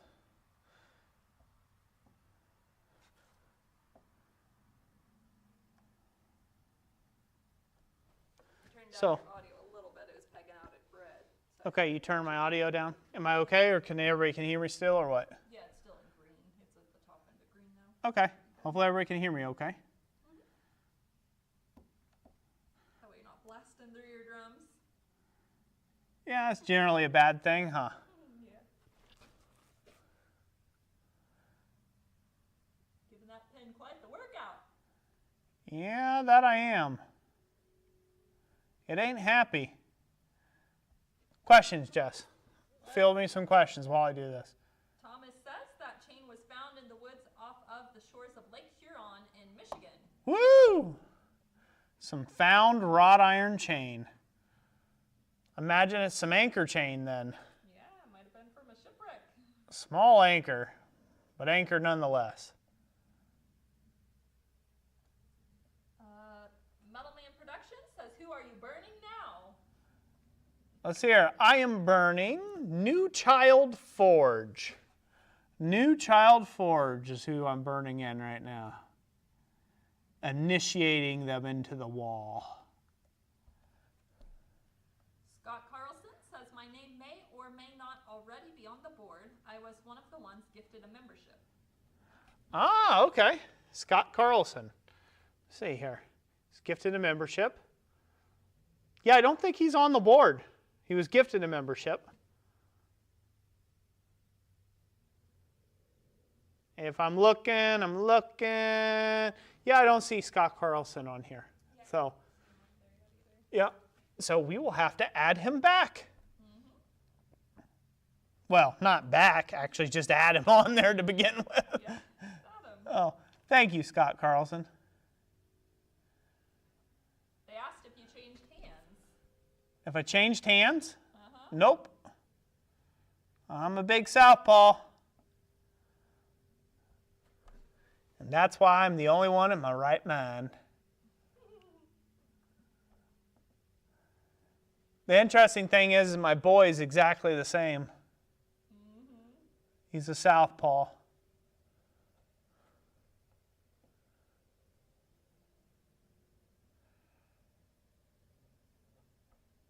Thoughts? Yes. Sorry. I was trying to look up the information. I don't Yeah. know.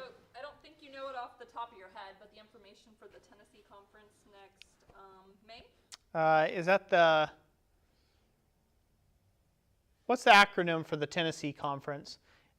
AC something. Yeah. Yeah, Sure, I was trying to look it up. need to look that up. Need to actually start putting that on the calendar of events, you know? Yeah. That way people know to come see me. I'm really looking forward to being there. Hoping I'll have a lot of progress done towards my master grill by then. So right now, I'm in the process of doing several grills. Right now I'm just kind of in the design phase. Design and tool up phase.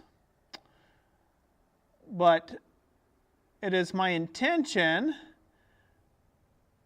to basically storyboard out and document my work. So storyboard and completely document the entire process.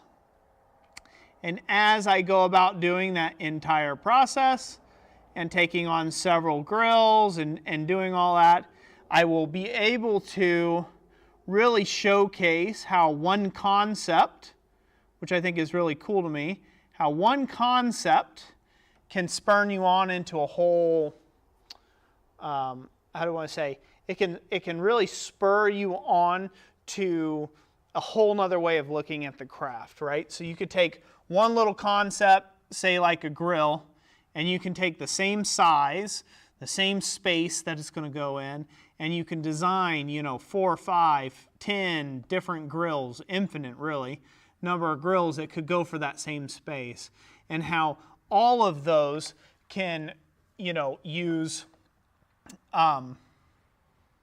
they can all use varying elements that are the same, but like they can be different styles. So, you can make one in a Spanish style.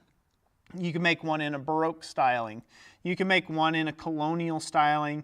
You can make one in, an Art Nouveau styling, right? And they still fill that same functional portion of being a grill, but you can take them stylistically a bunch of different ways. It's kind of hard to explain out exactly what I'm trying to get at there, but it'll be very clear and apparent once I actually make the whole series of grills that I'm after. So that's on the go. I've already made a go, no-go frame, which I believe is very important. I don't see too many people actually doing that, which is kind of crucial for repeated work like a grill would be.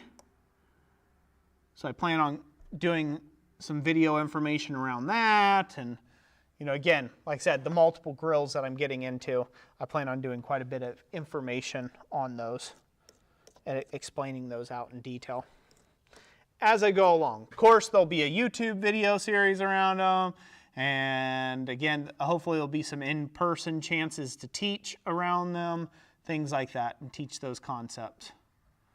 We'll see how what the future holds. It's the Appalachian Area Chapter Blacksmith, AACB. Yeah, AACB. That's what I thought, but. In Murfreesboro. Murfreesboro, Tennessee. May 17th and 18th. Right before it gets yuck. Yucky hot, huh? It'll probably already be like our balmy summer highs down there. It probably will. Which it's funny because up here in May, it's May what again? 17th and 18th. May 17th and 18th. Yeah, May up here is not even there yet as far as summer. It's still in the 60s up here, so. On the good days. Like 30 in the cold days. Yeah.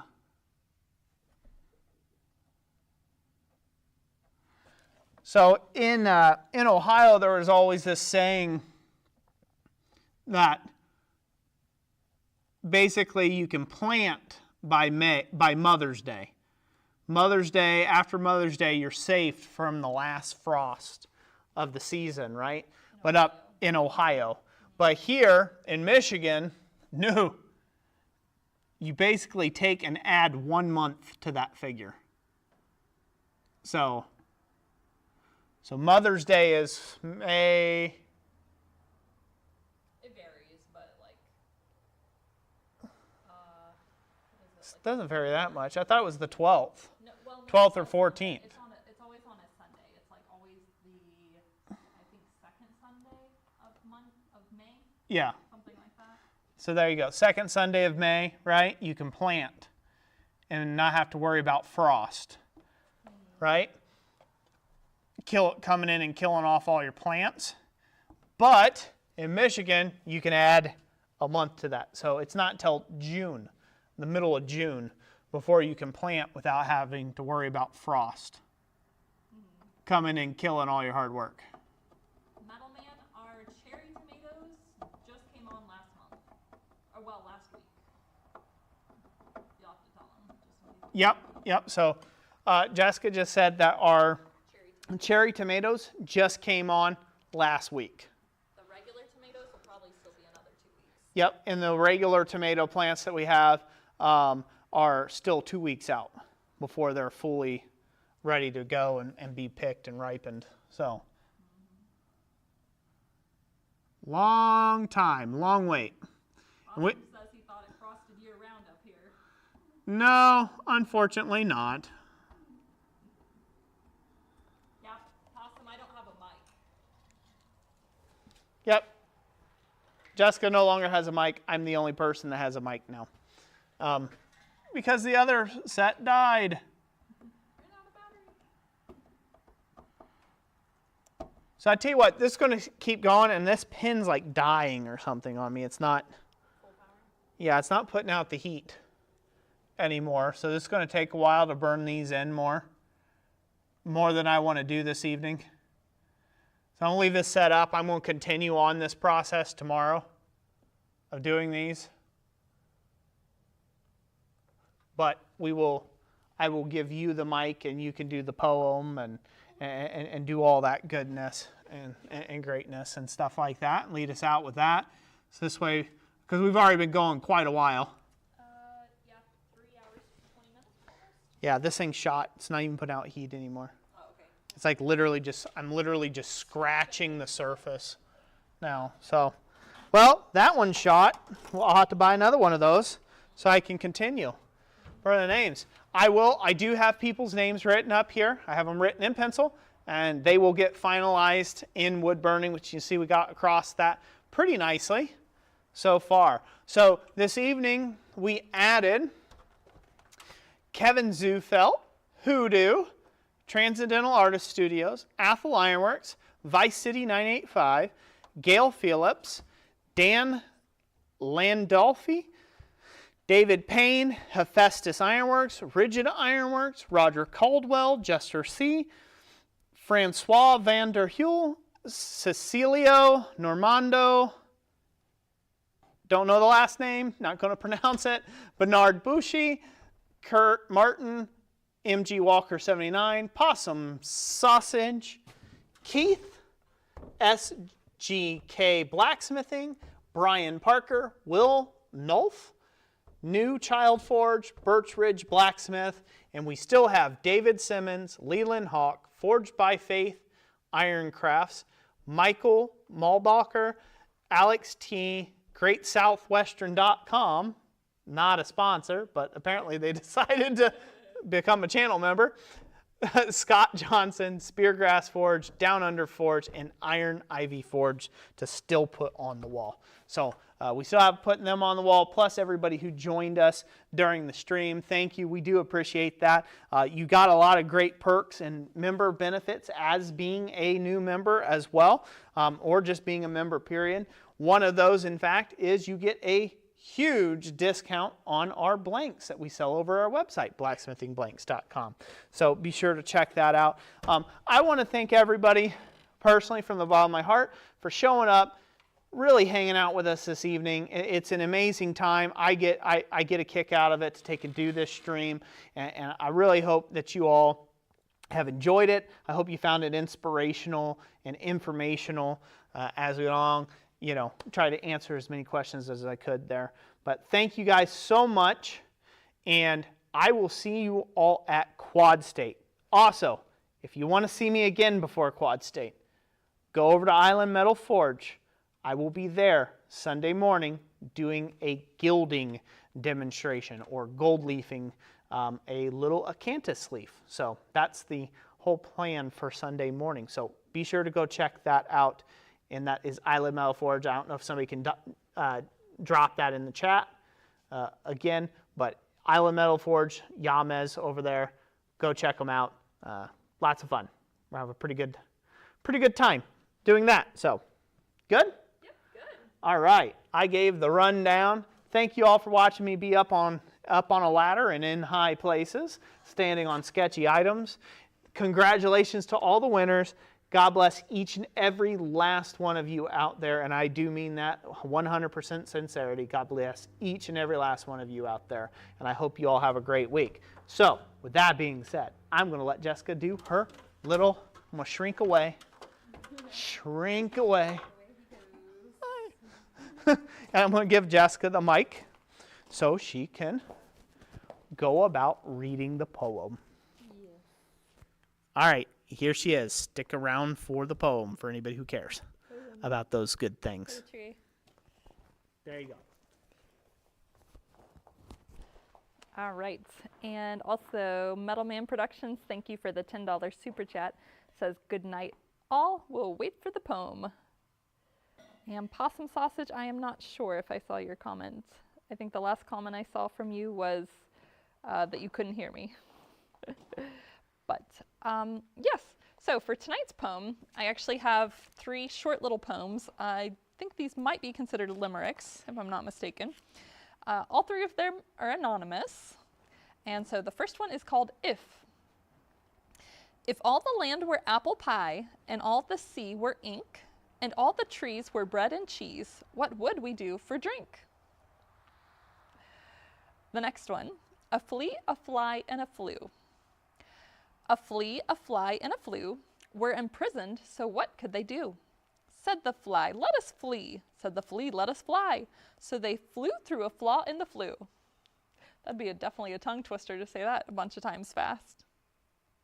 And lastly, the man in the wilderness.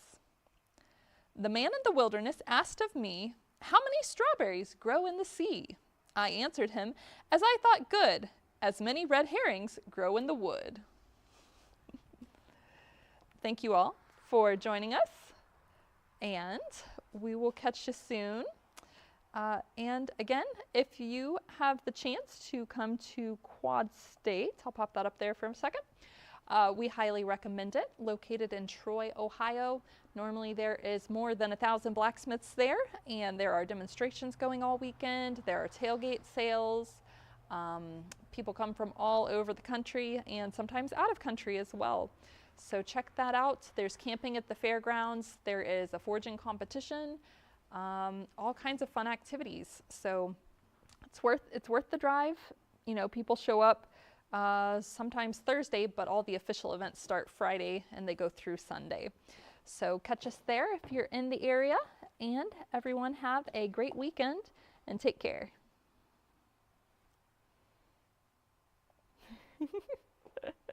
Bye. Have a good night.